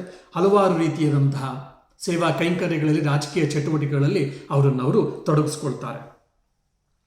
ಅದೇ ಸಮಯದಲ್ಲೇ ಹರಿಚರಣ್ ಬಾಗ್ಚಿ ಅನ್ನುವಂಥ ಇನ್ನೊಬ್ಬ ಸ್ನೇಹಿತನಿಗೆ 1926ರಲ್ಲಿ ಬರೆದಂತಹ ಪತ್ರದಲ್ಲಿ ನೇತಾಜಿ ಅವರಿಗೆ ಶಕ್ತಿಯನ್ನು ಕೊಡಲಿಕ್ಕೋಸ್ಕರ, ಆತ್ಮವಿಶ್ವಾಸವನ್ನು ಕೊಡಲಿಕ್ಕೋಸ್ಕರ ಬರೆದಂತಹ ಪತ್ರದಲ್ಲಿ ಹೇಳ್ತಾರೆ, ನೋಡು, ನಿನಗೆ ಮನಃಶಾಂತಿ ಬೇಕಿದ್ರೆ, ಶಕ್ತಿ ಬೇಕಿದ್ರೆ ಅಲ್ಲೂ ಇಲ್ಲೂ ಎಲ್ಲೂ ಹರಿಸ್ಲಿಕ್ಕೆ ಹೋಗಬೇಡ, ಹುಡುಕ್ಲಿಕ್ಕೆ ಹೋಗಬೇಡ. ಎಲ್ಲಿಗೆ ಹೋಗು? ಸ್ವಾಮಿ ವಿವೇಕಾನಂದರ ಕೃತಿಯನ್ನು ಅಧ್ಯಯನ ಮಾಡು. ವಿಶೇಷವಾಗಿ ಸ್ವಾಮಿ ವಿವೇಕಾನಂದ ಪತ್ರಾವಳಿ ಮತ್ತು ಸ್ವಾಮಿ ವಿವೇಕಾನಂದರ ಉಪನ್ಯಾಸಗಳ ಮಾಲಿಕೆ ಇರುವಂತಹ ಕೊಲಂಬೋಯಿಂದ ಆಲ್ಮೋರಕ್ಕೆ 2 ಪುಸ್ತಕಗಳನ್ನು ಮೊದಲು ಅಧ್ಯಯನ ಮಾಡು. ಅದರಿಂದ ನಿಮಗೆ ಆತ್ಮವಿಶ್ವಾಸ, ಶಕ್ತಿ ಎಲ್ಲವೂ ಕೂಡ ಜಾಸ್ತಿ ಆಗುತ್ತೆ. ಆಮೇಲೆ ಸ್ವಾಮಿ ವಿವೇಕಾನಂದರ ಇನ್ನುಳಿದ ಕೃತಿಗಳನ್ನು, ಉಪನ್ಯಾಸಗಳನ್ನು ನೀನು ಅಧ್ಯಯನ ಮಾಡಿದ್ರೆ ಅದರಿಂದ ನಿನಗೆಲ್ಲವೂ ಸಿಗುತ್ತೆ. ಮತ್ತು ಅಷ್ಟಕ್ಕೆ ನಿಂತ್ಕೊಳ್ಬೇಡ, ಅದರ ಜೊತೆಗೆ ಶ್ರೀರಾಮಕೃಷ್ಣ ವಚನವೇದವನ್ನು ಕೂಡ ಓದು, ಆವಾಗ ನಿನಗೆ ಜೀವನಕ್ಕೆ ಏನೇನು ಬೇಕೋ ಎಲ್ಲವೂ ಕೂಡ ಸಿಗುತ್ತೆ ಅಂತ ಹೇಳಿ ಹರಿಚರಣ್ ಬಾಗ್ಚಿಗೆ ಬರೆದಂಥ ಪತ್ರದಲ್ಲಿ ನೇತಾಜಿ ಸುಭಾಷ್ ಚಂದ್ರ ಬೋಸ್ರು ತಮ್ಮ ರಾಜಕೀಯ ಚಟುವಟಿಕೆಗಳ ಮಧ್ಯದಲ್ಲಿ ಬರೆದಂತಹ ಪತ್ರದಲ್ಲಿ ಹೇಳ್ತಾರೆ. ಅಂದರೆ ರಾಮಕೃಷ್ಣನ ಮತ್ತು ವಿವೇಕಾನಂದರನ್ನ ನೇತಾಜಿ ಎಷ್ಟು ಗಟ್ಟಿಯಾಗಿ ಇಟ್ಕೊಂಡಿದ್ರು ಅಂತೇಳಿ ನಮಗೆಲ್ಲಿ ಗೊತ್ತಾಗತ್ತೆ. ಅದೇ ರೀತಿ 1925ರಲ್ಲಿ ಸುಮಾರು ತನ್ನ ಸ್ನೇಹಿತ ದಿಲೀಪ್ ಚಕ್ರವರ್ತಿ ಬರೆದಂತಹ ಪತ್ರದಲ್ಲಿ ಅವರು ಹೇಳ್ತಾರೆ, ನನ್ನ ಪ್ರಕಾರ ಸ್ವಾಮಿ ವಿವೇಕಾನಂದ ಹೇಳಿರುವಂತೆ ಭಾರತಕ್ಕೀಗ ರಜಸ್ ಬೇಕಾಗಿದೆ, ತತ್ವ ಅಲ್ಲ ರಜಸ್ ಬೇಕಾಗಿದೆ. ಯಾಕೆ ಗೊತ್ತೇನು? ನಮ್ಮ ಜನ ಕರ್ತವ್ಯದಿಂದ ವಿಮುಖರಾಗಿದ್ದಾರೆ, ಸೋಮಾರಿಗಳಾಗಿದ್ದಾರೆ. ತಾನೇನು ಮಾಡಬೇಕು ಅಂತ ಹೇಳಿ ಅವರಿಗೆ ಗೊತ್ತಾಗ್ತಿಲ್ಲ. ಹಾಗಾಗಿ ನಾವು ಕರ್ಮವನ್ನು ಸರಿಯಾಗಿ ಮಾಡೋದು ಕಲ್ತ್ಕೊಳ್ಬೇಕು, ಕರ್ಮದ ರಹಸ್ಯವನ್ನು ತಿಳ್ಕೊಳ್ಬೇಕು. ನಮಗಿವತ್ತು ರಜಸ್ ಬೇಕಾಗಿದೆ ಮತ್ತು ಸೇವಾ ಮನೋಭಾವನೆಯನ್ನು ಕೂಡ ನಾವು ಅಳವಡಿಸ್ಕೊಳ್ಬೇಕಾಗಿದೆ. ಆವಾಗ ಮಾತ್ರ ನಮಗೆ ನಮ್ಮ ಭಾರತಕ್ಕೆ ಏಳಿಗೆ ಸಾಧ್ಯ. ಕರ್ಮ ರಹಸ್ಯ ಮತ್ತು ಕರ್ಮಯೋಗ ಡಬಲ್ ಡೋಸ್ ನಮಗೆ ಬೇಕಾಗಿದೆ ಅಂಥೇಳಿ ನೇತಾಜಿ ಸುಭಾಷ್ ಚಂದ್ರ ಬೋಸರು ತನ್ನ ಸ್ನೇಹಿತನಿಗೆ ಬರೆದ ಪತ್ರದಲ್ಲಿ ತಿಳಿಸ್ತಾರೆ. ಮತ್ತು ಒಂದು 6-8 ಜನ ಮಕ್ಕಳಿದ್ದಂಥ ಒಂದು ಸೇವಾಶ್ರಮ, ಬಡ ಅನಾಥ ಮಕ್ಕಳು, ಅವ್ರಿಗೆ ಊಟ ಮತ್ತು ಶಿಕ್ಷಣ ಎಲ್ಲವನ್ನು ಕೂಡ ಉಚಿತವನ್ನಾಗಿ ಕೊಡ್ತಾ ಇರ್ತಾರೆ ಸುಭಾಷ್ ಚಂದ್ರ ಬೋಸರು ತನ್ನ ರಾಜಕೀಯ ಚಟುವಟಿಕೆಗಳ ಮಧ್ಯದಲ್ಲಿ. ಆಗಿನ ಕಾಲದಲ್ಲಿ ಅದಕ್ಕೆ ಸುಮಾರು 200 ರೂಪಾಯಿ ಖರ್ಚಾಗ್ತಿತ್ತಂತೆ ತಿಂಗಳಿಗೆ. ಇದನ್ನು ಕಂಡಂಥ ಅನೇಕ ಜನರು ಆ 6-8 ಜನ ಮಕ್ಕಳಿಗೋಸ್ಕರ ನೀನು ನಿನ್ನ ಸಮಯವನ್ನು, ನಿನ್ನ ಶಕ್ತಿಯನ್ನು ವ್ಯರ್ಥ ಮಾಡ್ಕೊಳ್ತಿದೆಯಲ್ಲ, ಪೋಲ್ ಮಾಡ್ಕೊಳ್ತಿದೆಯಲ್ಲ, ಇದು ಬೇಕಾ? ಇದು ಅವಶ್ಯಕವೇ? ನೀನು ಇನ್ನೂ ಜಾಸ್ತಿ ಮಾಡ್ಬೋದಲ್ಲ ನಿನ್ನ ಅದೇ ಶಕ್ತಿ, ಸಮಯವನ್ನು, ಹಣವನ್ನು ಉಪಯೋಗಿಸ್ಕೊಂಡು ಅಂತ ಹೇಳ್ತಾರೆ. ಅದಕ್ಕೆ ಅವರು ಹೇಳ್ತಾರೆ, ನೋಡಿ ಇವರು ಆ ಸೇವಾಶ್ರಮದಲ್ಲಿ ಮಕ್ಕಳಿಗೆ ನಾನು ಶಿಕ್ಷಣವನ್ನು ಮತ್ತು ಉಚಿತವಾದ ಊಟ ವಸತಿಗಳನ್ನೆಲ್ಲ ನೀಡ್ತಾ ಇದ್ದೀನಿ, ಅದು ವ್ಯರ್ಥ ಅಂತ ಹೇಳ್ತಿದ್ದಾರೆ. ಆದರೆ ಇವ್ರಿಗೆ ಯಾರಿಗೂ ಸ್ವಾಮಿ ವಿವೇಕಾನಂದ ಉಪದೇಶ ಇನ್ನೂ ಚೆನ್ನಾಗಿ ಅರ್ಥ ಆಗಿಲ್ಲ ಅಂತ ಹೇಳ್ತಾರೆ. ಯಾಕೆ? ದರಿದ್ರ ನಾರಾಯಣೋಭವ ಅಂತ ಹೇಳಿದ್ದಾರಲ್ಲ, ಇವ್ರಿಗೆಲ್ಲ ಇನ್ಯಾರು ನೋಡ್ಕೊಳ್ಳೋರಿಲ್ಲ. ಈ ಅನಾಥ ಮಕ್ಕಳಿಗೆ ಶಿಕ್ಷಣವನ್ನು, ಆಹಾರವನ್ನು, ಬಟ್ಟೆಯನ್ನು, ವಸತಿಯನ್ನು ಕೊಡದೇ ಇದ್ದರೆ ಯಾರು ಕೊಡ್ತಾರೆ? ಸ್ವಾಮಿ ವಿವೇಕಾನಂದರು 50 ವರ್ಷಗಳ ಹಿಂದೆನೋ ಇಲ್ಲ 20-30 ವರ್ಷಗಳ ಹಿಂದೆಯೋ ದರಿದ್ರ ದೇವೋಭವ, ಮೂರ್ಖ ದೇವೋಭವ ಅಂತ ಹೇಳಿ ನಮಗೆ ವೇದಾಂತದ ಅದ್ವೈತ ವೇದಾಂತವನ್ನು ನಮ್ಗೆ ಎಷ್ಟು ಚೆನ್ನಾಗಿ ಪ್ರಾಯೋಗಿಕವಾದ ರೂಪದಲ್ಲಿ ಅನುಷ್ಠಾನ ಯೋಗ್ಯವಾಗಿ ಕೊಟ್ಟಿದ್ದಾರೆ. ಇದನ್ನು ಯಾರು ಅರ್ಥ ಮಾಡ್ಕೊಳ್ತಿಲ್ವಲ್ಲ ಅಂತ ಹೇಳಿ ಸುಭಾಷರು ತಮ್ಮ ಕಳವಳವನ್ನು ವ್ಯಕ್ತಪಡಿಸ್ತಾರೆ. ಅಂದರೆ ಸ್ವಾಮಿ ವಿವೇಕಾನಂದ ಸಂದೇಶ ಸುಭಾಷ್ ಚಂದ್ರ ಬೋಸ್ ಮೇಲೆ ಎಷ್ಟು ಅಗಾಧವಾದ ಪರಿಣಾಮ ಬಿದ್ದಿತ್ತು, ಮತ್ತು ಸ್ವಾಮಿ ವಿವೇಕಾನಂದರ ಜೀವನ ಸಂದೇಶವನ್ನು ಹೇಗೆ ಅವರು ಅರ್ಥ ಮಾಡ್ಕೊಂಡಿದ್ರು ಎಷ್ಟು ಚೆನ್ನಾಗಿ ಸಂಪೂರ್ಣವಾಗಿ ಅಂತ ನಮಗೆ ಗೊತ್ತಾಗುತ್ತೆ. ಮತ್ತು 1928ರಲ್ಲಿ ಇಷ್ಟೊತ್ತಿಗಾಗಲೇ ಅವರು ತುಂಬ ದೊಡ್ಡ ಪ್ರಸಿದ್ಧ ವ್ಯಕ್ತಿಗಳಾಗಿದ್ದರು, ದೊಡ್ಡ ದೊಡ್ಡ ಹುದ್ದೆಗಳನ್ನು ಸ್ವೀಕರಿಸಿರ್ತಾರೆ. ಇಷ್ಟೊತ್ತಿಗಾಗಲೇ ಕಲ್ಕತ್ತೆಯ ಆಲ್ಬರ್ಟ್ ಹಾಲ್ನಲ್ಲಿ ಬಂಗಾಳಿ ಯುವಕರ ಸಂಘ ಒಂದು ಕಾರ್ಯಕ್ರಮಕ್ಕೆ ಅಧ್ಯಕ್ಷೀಯ ಭಾಷಣ ಮಾಡ್ತಿದ್ದಂಥ ಸಮಯದಲ್ಲಿ ಅವ್ರು ಹೇಳ್ತಾರೆ, ಏಕಂ ಸತ್ ವಿಪ್ರಾ ಬಹುಧಾ ವದಂತಿ ಎನ್ನುವಂಥ ನಮ್ಮ ವೇದದ ಮಂತ್ರವನ್ನು ಭಗವಂತ ಒಬ್ಬನೇ, ಅವನಿಗೆ ಹಲವಾರು ಹೆಸರುಗಳಿಂದ ನಾವು ಕರಿತೇವೆ.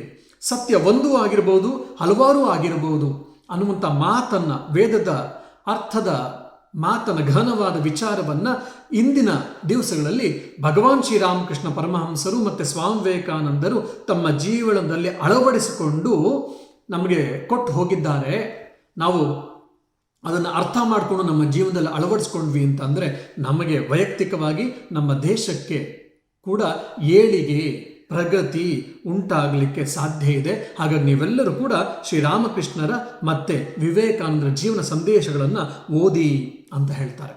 ಮತ್ತು ವಿವೇಕಾನಂದರ ಏನು ವೇದಾಂತ ಸಂದೇಶ ಇದೆಯೋ, ಮಾನವ ಪಾಪಿ ಎನ್ನುವಂಥದ್ದು ಒಂದು ದೊಡ್ಡ ಮಹಾಪಾಪ.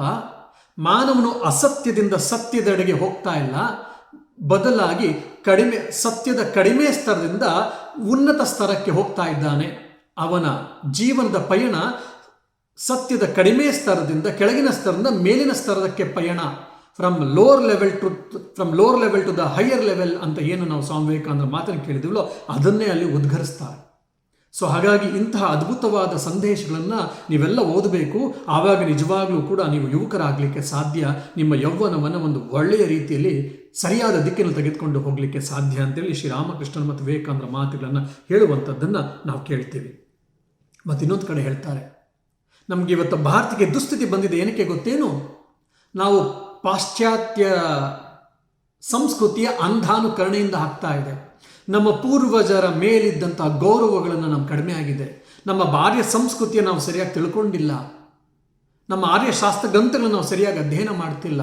ಹಾಗಾಗಿ ನಮ್ಮ ದೇಶದ, ನಮ್ಮ ಸಂಸ್ಕೃತಿಯ, ನಮ್ಮ ಪೂರ್ವಜರ ಮೇಲೆ ಯಾವಾಗ ನಮಗೆ ಹೆಮ್ಮೆ ಬರ್ತದೋ, ನಮ್ಮಲ್ಲಿ ನಮಗೆ ಆತ್ಮವಿಶ್ವಾಸ ಉಂಟಾಗುತ್ತೋ, ಆವಾಗ ಮಾತ್ರ ನಮ್ಮ ಭಾರತಕ್ಕೆ ಉಜ್ವಲ ಭವಿಷ್ಯ ಸಾಧ್ಯ.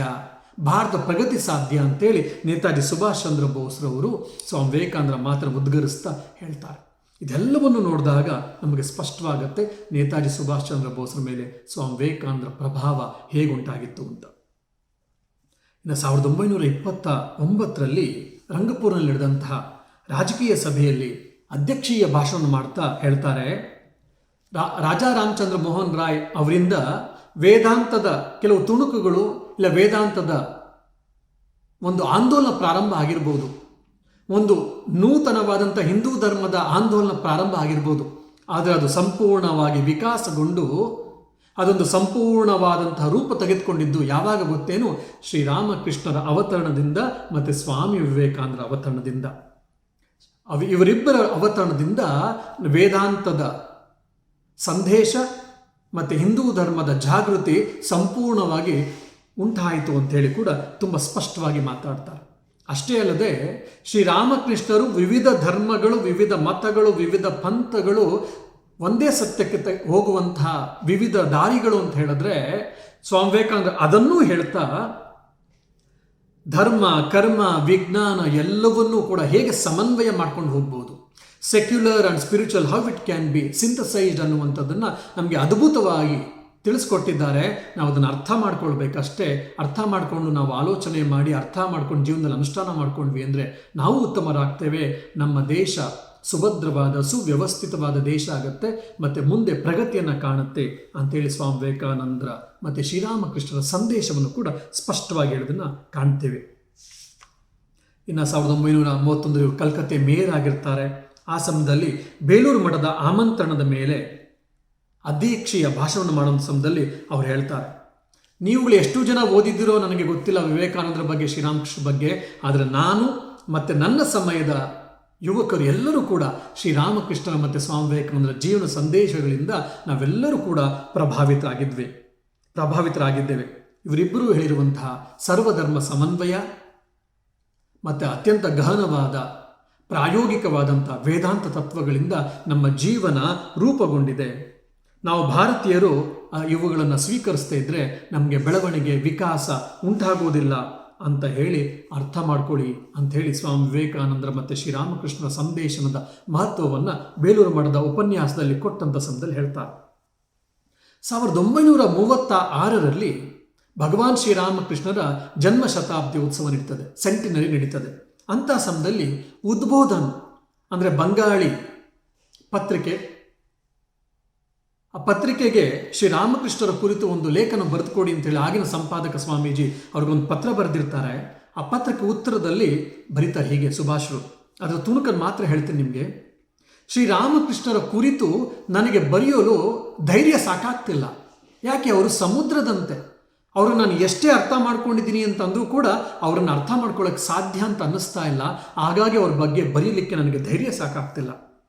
ಆದರೆ ಇವರ ಪ್ರಭಾವದಿಂದ ನನ್ನ ಆಂತರಿಕ ಚೇತನ ಜಾಗೃತಿ ಉಂಟಾಯಿತು ಅಂತ ಮಾತ್ರ ಹೇಳಬಲ್ಲೆ.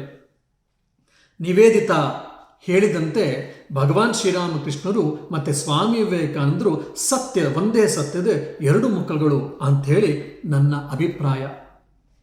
ಇಂದು ಇವರೇನಾದರೂ ಜೀವಂತವಾಗಿದ್ದರೆ ನಾನು ಅವರ ಪದದಡಿಯಲ್ಲೇ ಕುಳಿತುಕೊಂಡು, ಅಂದರೆ ಸ್ವಾಮಿ ವಿವೇಕಾನಂದ ಪದದಡಿಯಲ್ಲೇ ಕುಳಿತು ಬಿಡ್ತಿದ್ದೆ. ಅವರೇ ನನ್ನ ಗುರುಗಳು. ಜೀವನದ ಅಂತ್ಯದವರೆಗೆ ರಾಮಕೃಷ್ಣ ವಿವೇಕಾನಂದರಿಗೆ ನಾನು ಚಿರಋಣಿಯಾಗಿರುತ್ತೇನೆ, ಅಭಾರಿಯಾಗಿರುತ್ತೇನೆ ಅಂತ ಹೇಳಿ ಶ್ರೀರಾಮಕೃಷ್ಣ ಬಗ್ಗೆ, ವಿವೇಕಾನಂದರ ಬಗ್ಗೆ ಆ ಪತ್ರಿಕೆಗೆ ಬರೆದಂತಹ ಲೇಖನದಲ್ಲಿ ನೇತಾಜಿ ಸುಭಾಷ್ ಚಂದ್ರ ಬೋಸ್ರು ಬರೀತಾರೆ.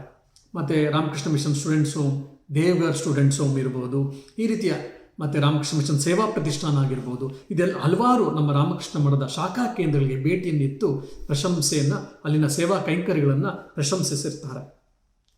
1941ರಲ್ಲಿ ಮಾರು ವೇಷದಲ್ಲಿ ಅವರು ಭಾರತವನ್ನು ಬಿಟ್ಟಿದ್ದು ನಮಗೆಲ್ಲ ಗೊತ್ತಿದ್ದೆ. ಸಿಂಗಪುರ್ನಲ್ಲಿದ್ದಾಗ, ಅಂದ್ರೇನು 1941ರಲ್ಲಿ ಅವರು ಮಾರುವೇಷದಿಂದ ಏನು ಬಿಟ್ಟು ಹೋಗಬೇಕು, ಹೋಮ್ ಅರೆಸ್ಟ್, ಹೌಸ್ ಅರೆಸ್ಟ್ ಆಗಿದ್ರು. ಅಂಥ ಸಮಯದಲ್ಲಿ ನಾಗ್ಪುರದಿಂದ NB ಕಾರ್ಯ ಅನ್ನುವಂಥ ಒಬ್ಬ ರಾಜಕೀಯ ಧುರೀಣರು ನೇತಾಜಿ ಸುಭಾಷ್ ಚಂದ್ರ ಬೋಸನ್ನು ಭೇಟಿಯಾಗಬೇಕು ಅಂತ ಬರ್ತಾರೆ. ಅವರು ನೇತಾಜಿ ಸುಭಾಷ್ ಚಂದ್ರ ಬೋಸನ್ನು ಭೇಟಿಯಾದಂಥ ಸಮಯದಲ್ಲಿ ಅವರು ಕೊಟ್ಟಂಥ ಚಿತ್ರಣ ನಿಮ್ಮ ಮುಂದೆ ಇಡ್ತೇನೆ. ನಾನು ನೇತಾಜಿ ಸುಭಾಷ್ ಚಂದ್ರ ಬೋಸ್ರ ಕೋಣೆಗೆ ಹೋದೆ. ಅಲ್ಲಿ ಕಂಡದ್ದೇನು ಗೊತ್ತೇ? ಅಲ್ಲಿ ಜಪಮಾಲೆ, ಧ್ಯಾನದ ಆಸನ, ಹಲವಾರು ಸಾಧು ಸಂತರ ಭಾವಚಿತ್ರಗಳೊಂದಿಗೆ ಶ್ರೀರಾಮಕೃಷ್ಣರ ಮತ್ತು ಸ್ವಾಮಿ ವಿವೇಕಾನಂದರ ಬೃಹದಾಕಾರದ ಚಿತ್ರಗಳು, ಭಗವದ್ಗೀತೆ ಹಾಗೂ ಇನ್ನಿತರ ಉಳಿದ ಶಾಸ್ತ್ರ ಗ್ರಂಥಗಳು. ಇದೆಲ್ಲವನ್ನು ಕಂಡು ನಾನು ಒಬ್ಬ ಸಾಧುವಿನ ಕೋಣೆಗೆ ಪ್ರವೇಶಿಸಿಬಿಟ್ಟನೆ ಎಂದು ನಾನು ಕ್ಷಣ ದಿಗ್ಭ್ರಾಂತನಾದೆ. ಆದರೆ ಅದು ನೇತಾಜಿ ಸುಭಾಷ್ ಚಂದ್ರ ಬೋಸರ ಕೋಣೆಯೇ ಆಗಿತ್ತು ಅಂತ. ಅಂತಹ ಸಮಯದಲ್ಲೂ ವಿಷಮ ಪರಿಸ್ಥಿತಿಯಲ್ಲೂ ಕೂಡ ಸುಭಾಷ್ ಚಂದ್ರ ಬೋಸ್ ಏನು ಮಾಡ್ತಿದ್ರು ನೋಡಿ, ಟೆನ್ಷನಿಂದ ಏನು ಮಾಡಬೇಕು ಅಂತ ಆಲೋಚನೆ ಮಾಡುವ ಬದಲು ಆಗಿತ್ತೋ ಏನೋ ಅದೇ ಸಮಯದಲ್ಲಿ ಜಪವನ್ನು ಮಾಡ್ತಾ ಇದ್ರು. ಶ್ರೀರಾಮಕೃಷ್ಣ ವಿವೇಕಾನಂದ ಪುಸ್ತಕಗಳನ್ನು ಓದ್ತಾ ಇದ್ರು. ಅವರ ಕೋಣೆಯಲ್ಲಿ ಶ್ರೀರಾಮಕೃಷ್ಣ ಮತ್ತು ವಿವೇಕಾನಂದರ ಲೈಫ್ ಸೈಜ್ ಫೋಟೋಸ್ ಇತ್ತು ಅಂತೇಳಿ ಈ NB ಖಾರೆ ಅವರು ಹೇಳೋದನ್ನು ನಾವಿಲ್ಲಿ ನೆನಪಿಸ್ಕೊಳ್ಬೋದು. ಇನ್ನು ಸಿಂಗಪುರ್ಗೆ ಹೋದ ಮೇಲೆ ಅಲ್ಲಿ ನಮ್ಮ ರಾಮಕೃಷ್ಣ ಮಿಷನ್ ಅಧ್ಯಕ್ಷರಾಗಿದ್ದಂತಹ ಸ್ವಾಮಿ ಭಾಸ್ವರಾನಂದರ ಜೊತೆ ತುಂಬ ಚರ್ಚೆಗಳನ್ನು ಮಾಡಿರ್ತಾರೆ. ಮತ್ತು ವಿಜಯದಶಮಿ ದಿವಸ ರಾತ್ರಿ ಅವ್ರಿಗೆ ಗುಪ್ತವಾಗಿ ಬರಬೇಕು ಅಂತ ಹೇಳಿ ರಾತ್ರಿ 9-10 ಗಂಟೆಗೆ ವಾಹನವನ್ನು ಕಳಿಸ್ತಾರೆ. ಸ್ವಾಮಿ ಭಾಸ್ವರಾನಂದರು ಬಂದಾಗ ಅವ್ರ ಜೊತೆ ಚಹಾವನ್ನು ಸ್ವೀಕರಿಸ್ತಾ ಸುಮಾರು 1-1.5 ಗಂಟೆಗಳ ಕಾಲ ಮಾತಾಡಿದ್ದು ಏನಪ್ಪ ಅಂದರೆ, ಮೊದಲು ಸಿಂಗಪುರ ಆಶ್ರಮದ ಕಾರ್ಯಚಟುವಟಿಕೆ ತಿಳ್ಕೊಂಡ್ರು. ಆಮೇಲೆ ಅವರು ಭಾರತದ ಸ್ವಾತಂತ್ರ್ಯಕ್ಕೋಸ್ಕರ ಏನು ಮಾಡಬೇಕು ಅಂತ ಹೇಳಿ ಅವ್ರದ್ದೊಂದು ನೀಲಿ ನಕ್ಷೆ ಬ್ಲೂ ಪ್ರಿಂಟ್ ಏನಿತ್ತು ಅದನ್ನು ಹೇಳ್ತಾರೆ. ಅದಾದಮೇಲೆ ಅದು ಸ್ವಲ್ಪ ಹೊತ್ತಾಯಿತು. ಅದಾದಮೇಲೆ ಇನ್ನೆಲ್ಲ ಮಾತಾಡಿದ್ದು ರಾಮಕೃಷ್ಣರ ವಿವೇಕಾನಂದರ ವೇದಾಂತದ ಕುರಿತು ಅಂತೇಳಿ ಭಾಸ್ವರಾನಂದ್ರೆ ಹೇಳ್ತಾರೆ. ಅದಲ್ಲದೆ ಶ್ರೀ ಮಾತೆಯವರ ಜನ್ಮದಿನೋತ್ಸವದ ಸಮಾರಂಭಕ್ಕೆ ಇಲ್ಲ ಸಮಯದಲ್ಲಿ ಸುಭಾಷನ್ನು ಆಹ್ವಾನಿಸಿದಾಗ ಅವ್ರು ಮಾಡಿದ್ದೇನು ಗೊತ್ತೇನು, ಅವರು ಪ್ರಾರ್ಥನಾ ಮಂದಿರದಲ್ಲಿ ಅರ್ಧ ಗಂಟೆಗೂ ಹೆಚ್ಚು ಕಾಲ ಧ್ಯಾನಸ್ಥರಾಗಿದ್ದರಂತೆ. ಮತ್ತು ಪ್ರಸಾದ ಸ್ವೀಕರಿಸಿದ ಮೇಲೆ ಭಕ್ತಿಯಿಂದ ನನಗೆ ದುರ್ಗಾ ಸಪ್ತಶತಿ ಚಂಡಿ ಪಾರಾಯಣ ಮಾಡಬೇಕು ಅಂತಿದ್ದೇನೆ ಅಂತ ಪ್ರತಿ ಇಲ್ಲ, ನಿಮ್ಮಲ್ಲೇನಾದರೂ ಇದ್ದರೆ ಕೊಡೋಕ್ಕಾಗತ್ತಾ ಅಂತ ಹೇಳಿದಾಗ ಸ್ವಾಮಿ ಬಸವರಾನಂದಜಿ ಅವರ ಹತ್ರ ಇದ್ದಂತಹ ಪ್ರೀತಿಯನ್ನು ಕೊಡ್ತಾರೆ. ಅದನ್ನು ತಲೆಗೆ ಮುಟ್ಟಿ ಅನಂತ ಧನ್ಯವಾದಗಳನ್ನು ತಿಳಿಸಿ ಪ್ರಣಾಮಗಳನ್ನು ಮಾಡಿ ಸ್ವಾಮೀಜಿಗೆ ಸುಭಾಷರು ಹೊಡ್ತಾರಂತೆ. ಅದಾದಮೇಲೆ ಅನೇಕ ಬಾರಿ ಗುಪ್ತವಾಗಿ ಒಬ್ಬರೇ ಸಿಂಗಪುರ ಆಶ್ರಮಕ್ಕೆ ಬಂದು ಸ್ವಾಮೀಜಿಗಳ ಹತ್ರ ಗಹನವಾದ ಆಧ್ಯಾತ್ಮದ ಚರ್ಚೆಗಳನ್ನು ಮಾಡ್ತಾ 1-2-3 ಗಂಟೆಗಳ ಕಾಲ ಮಧ್ಯರಾತ್ರಿಯವರೆಗೂ ಧ್ಯಾನವನ್ನು ಮಾಡ್ತಿದ್ರಂತೆ ಪ್ರಾರ್ಥನಾ ಮಂದಿರದಲ್ಲಿ, ಶ್ರೀರಾಮಕೃಷ್ಣರ ಪ್ರಾರ್ಥನಾ ಮಂದಿರದಲ್ಲಿ. ಆ ಸಮಯದಲ್ಲಿ ಅವರು ಯಾವುದೇ ಮಿಲಿಟರಿ ಡ್ರೆಸ್ಸನ್ನು ಹಾಕ್ತಿರ್ಲಿಲ್ವಂತೆ, ಬದಲಾಗಿ ಸಿಲ್ಕ್ ಧೋತಿ, ರೇಷ್ಮೆ ಪಂಚೆಯನ್ನು ಉಟ್ಟು ಜಪಮಾಲೆಯನ್ನು ಹಿಡಿದು 1-2-3 ಗಂಟೆಗಳ ಕಾಲ ಅತ್ಯಂತ ಏಕಾಗ್ರತೆಯಿಂದ ಜಪ ಧ್ಯಾನವನ್ನು ಮಾಡಿ ಸ್ವಾಮಿಗಳ ಹತ್ರ ವೇದಾಂತದ ಚರ್ಚೆಯನ್ನು, ಗಹನವಾದ ವೇದಾಂತದ ಚರ್ಚೆಗಳನ್ನು ಮಾಡಿ ಕೊನೆಗೆ ಒಬ್ಬರೇ ವಾಪಸ್ಸಾಗ್ತಾ ಇದ್ರಂತೆ ಅವರು ಉಳ್ಕೊಂಡಂತಹ ಜಾಗಕ್ಕೆ. ಅಷ್ಟೇ ಅಲ್ಲದೆ ಅದೇ ಸಮಯದಲ್ಲಿ ನಮ್ಮ ಸಿಂಗಪುರ ರಾಮಕೃಷ್ಣ ಮಿಷನ್ ಅನಾಥಾಲಯ ನಡೆಸ್ತಾ ಇತ್ತು. 300 ಜನ ಮಕ್ಕಳನ್ನು ಇಟ್ಕೊಂಡಿದ್ರು. ಆಗ ಹಣದ ಸಮಸ್ಯೆ ಆದಾಗ ಅವರ ವೈಯಕ್ತಿಕ ಹಣದಿಂದ ಹೆಚ್ಚು ಕಡಿಮೆ $50,000 ಕೊಟ್ಟರಂತೆ. ಅದಲ್ಲದೆ ದೇಣಿಗೆಗೋಸ್ಕರ ಬೇರೆ ಬೇರೆ ಕಡೆ ಪತ್ರ ವ್ಯವಹಾರವನ್ನು ಮಾಡಿ ಅಪೀಲನ್ನು ಹೊರಡಿಸಿ ಇನ್ನೂ $50,000 ಸಂಗ್ರಹಿಸಿ ರಾಮಕೃಷ್ಣ ಮಿಷನ್ ಸಿಂಗಪುರ್ಗೆ ಅನಾಥಾಲಯದ ನಿರ್ಮಾಣಕ್ಕೆ ಮತ್ತು ಅದರ ನಿರ್ವಹಣೆಗೂ ಕೂಡ ಸಹಾಯವನ್ನು ಮಾಡಿದ್ರು ಅಂತ ಹೇಳಿ ನಾವು ಕಾಣ್ತೀವಿ. ಅಂದರೆ ರಾಮಕೃಷ್ಣರಿಂದ ವಿವೇಕಾನಂದ ರಾಮಕೃಷ್ಣ ಮಠದಿಂದ ಎಷ್ಟು ಪ್ರಭಾವಿತರಾಗಿದ್ದರು ಸುಭಾಷ್ ಚಂದ್ರ ಬೋಸರು ಅಂತ ನಮಗಿಲ್ಲಿ ಕ್ಲಿಯರ್ ಆಗಿ ಗೊತ್ತಾಗುತ್ತೆ. ಮತ್ತು ಯುದ್ಧ ಆಗಿದೆ, 2ನೇ ಮಹಾಯುದ್ಧ ಆಗಿದೆ. ಇಲ್ಲಿ ಆಜಾದ್ ಹಿಂದ್ ಫೌಜ್ನವ್ರು ಕಟ್ಟಿದ್ದಾರೆ. ಅಂಡಮಾನ್ ನಿಕೋಬಾರ್ ಐಲ್ಯಾಂಡ್ಸ್ ಒಂದು ಕಡೆ ತೆಗೆದುಕೊಂಡಿದ್ದಾರೆ. ಇನ್ನೊಂದು ಕಡೆ ಬ್ರಿಟಿಷರಿಂದ ತುಂಬ ಸಮಸ್ಯೆ ಬರ್ತಾ ಇದೆ. ಅವರ ಆರ್ಮಿಯನ್ನು ಜಾಸ್ತಿ ಮಾಡಬೇಕಾಗಿದೆ.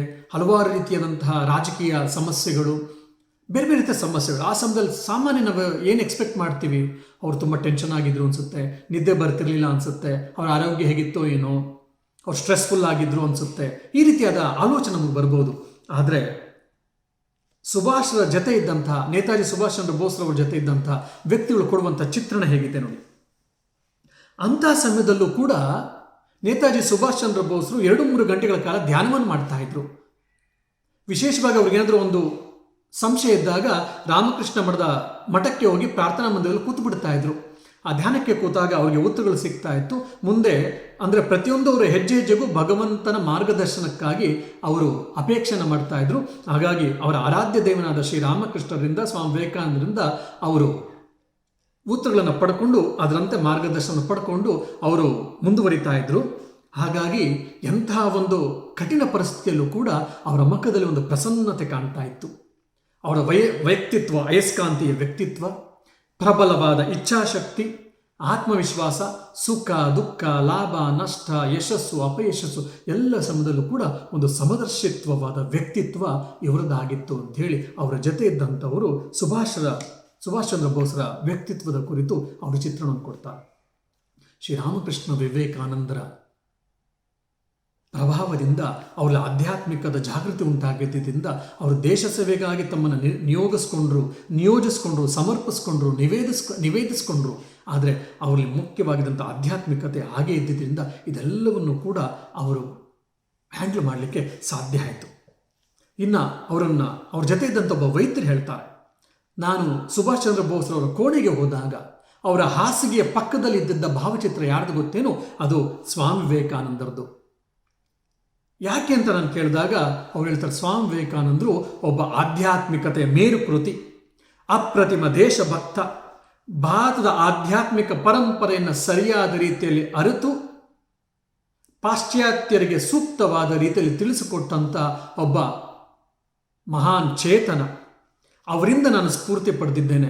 ಇವತ್ತೇನಾದರೂ ನನಗೇನಾದರೂ ನನ್ನಲ್ಲಿ ಇದೆ ಅಂದರೆ ಅದು ಅವರಿಂದನೇ. ಹಾಗಾಗಿ ಅವರ ಭಾವಚಿತ್ರವನ್ನು ನಾನು ನನ್ನ ಕೋಣೆಯಲ್ಲಿ, ನಾನು ಮಲಗುವ ಕೋಣೆಯಲ್ಲಿ, ನನ್ನ ಮಂಚದ ಪಕ್ಕದಲ್ಲಿ ಇರಿಸ್ಕೊಂಡಿದ್ದೇನೆ ಅಂಥೇಳಿ ವೈದ್ಯರಿಗೆ ಕೊಟ್ಟಂಥ ಉತ್ತರ ಸುಭಾಷ್ರದ್ದು. ಇನ್ನು 1945ರಲ್ಲಿ ರಂಗೂನ್ಗೆ ಹೋದಾಗ ಕೂಡ ರಾಮಕೃಷ್ಣ ಮಿಷನ್ಗೆ ಭೇಟಿ ಇಡ್ತಾರೆ. ಹಲವಾರು ಗಂಟೆಗಳ ಕಾಲ ಧ್ಯಾನಸ್ಥರಾಗಿರ್ತಾರೆ. ಇನ್ನೇನವರು ಕೊನೆ ಬಾರಿ ಫ್ಲೈಟ್ಗೆ ಹೋಗ್ತಾರೋ ಏನೋ, ಫ್ಲೈಟ್ ಕ್ರ್ಯಾಶ್ ಆಯಿತು ಅಂತ, ವಿಮಾನದ ಅಪಘಾತ ಆಯಿತು ಅಂತ ಹೇಳ್ತಾರೋ, ಆವತ್ತು ಕೂಡ ಅವರು ತುಂಬ ಸೀರಿಯಸ್ ಆಗಿದ್ದರು ಅಂತೇಳಿ ಕೆಲವರು ಹೇಳ್ತಾರೆ. 2-3 ಗಂಟೆಗಳ ಕಾಲ ಪ್ರಾರ್ಥನಾ ಮಂದಿರದಲ್ಲಿ ಶ್ರೀರಾಮಕೃಷ್ಣ ಮುಂದೆ ಭಾವಚಿತ್ರದಲ್ಲಿ ಕೂತಿದ್ರು. ಯಾಕಂದರೆ ಅದಾಗಲೇ ಬ್ರಿಟಿಷರು ಆಜಾದ್ ಹಿಂದ್ ಫೌಜ್ ವಶಪಡಿಸ್ಕೊಂಡಂಥ ಹಲವಾರು ಜಾಗಗಳನ್ನು ವಶಪಡಿಸ್ಕೊಂಡ್ಬಿಟ್ಟಿದ್ರು. ಆಜಾದ್ ಹಿಂದ್ ಫೌಜ್ ಮುಂದಕ್ಕೆ ಹೋಗಿ ಇನ್ನೇನು ಆಗೋಗುತ್ತೆ, ಭಾರತವನ್ನು ನಾವು ಪ್ರವೇಶ ಮಾಡ್ತೀವಿ ಅಂತ ಅಂದ್ಕೊಂಡಿದ್ದವರು ಎಲ್ಲವೂ ಕೂಡ ಹಿನ್ನೆಲೆ ಉಂಟಾಗ್ತಾ ಇತ್ತು. ಹಾಗಾಗಿ ಇನ್ನೇನಾಗುತ್ತೋ ಅನ್ನುವಂಥ ಒಂದು ವಿಷಮ ಪರಿಸ್ಥಿತಿ ಉಂಟಾಗಿತ್ತು. ಅಂಥ ಸಮಯದಲ್ಲೂ ಕೂಡ 2-3 ಗಂಟೆಗಳ ಕಾಲ ಧ್ಯಾನವನ್ನು ಮಾಡಿದ್ರು. ಮುಂದೆ ತಾನು ಪ್ರಾಯಶಃ ಇದು ನನ್ನ ಕೊನೆಯ ಕ್ಷಣ ಬಂದಿದೆ ಅಂತನೋ, ಇಲ್ಲ ಮುಂದೆ ನಾನು ಈ ಒಂದು ದೇಶದ ಸೇವೆಗೋಸ್ಕರ ನನ್ನನ್ನು ನಾನು ವಿಮುಖನಾಗಿ ನನ್ನ ಆಧ್ಯಾತ್ಮಿಕಕ್ಕೆ ನಾನು ನಿಯೋಜಿಸ್ಕೊಳ್ತೀನಿ, ಒಬ್ಬ ಸನ್ಯಾಸಿಯಾಗಿ ನಾನು ಜೀವನ ಮಾಡ್ತೀನಿ ಅಂತ ಅವ್ರೇನಾದರೂ ನಿರ್ಧಾರ ಮಾಡಬೇಕು ಅಂತೇಳಿ ನಿರ್ಧಾರ ಮಾಡಿದ್ರು ಏನೋ ನಮ್ಗೆ ಗೊತ್ತಿಲ್ಲ. ಆದರೆ ಅವತ್ತೇನೋ ಒಂದು ಬಲವಾದ ಆಲೋಚನೆಯನ್ನು, ಚಿಂತನೆಯನ್ನು ಇಟ್ಕೊಂಡು ಶ್ರೀರಾಮಕೃಷ್ಣ ಮುಂದೆ 2-3 ಗಂಟೆಗಳ ಕಾಲ ಕೂತಿದ್ರು.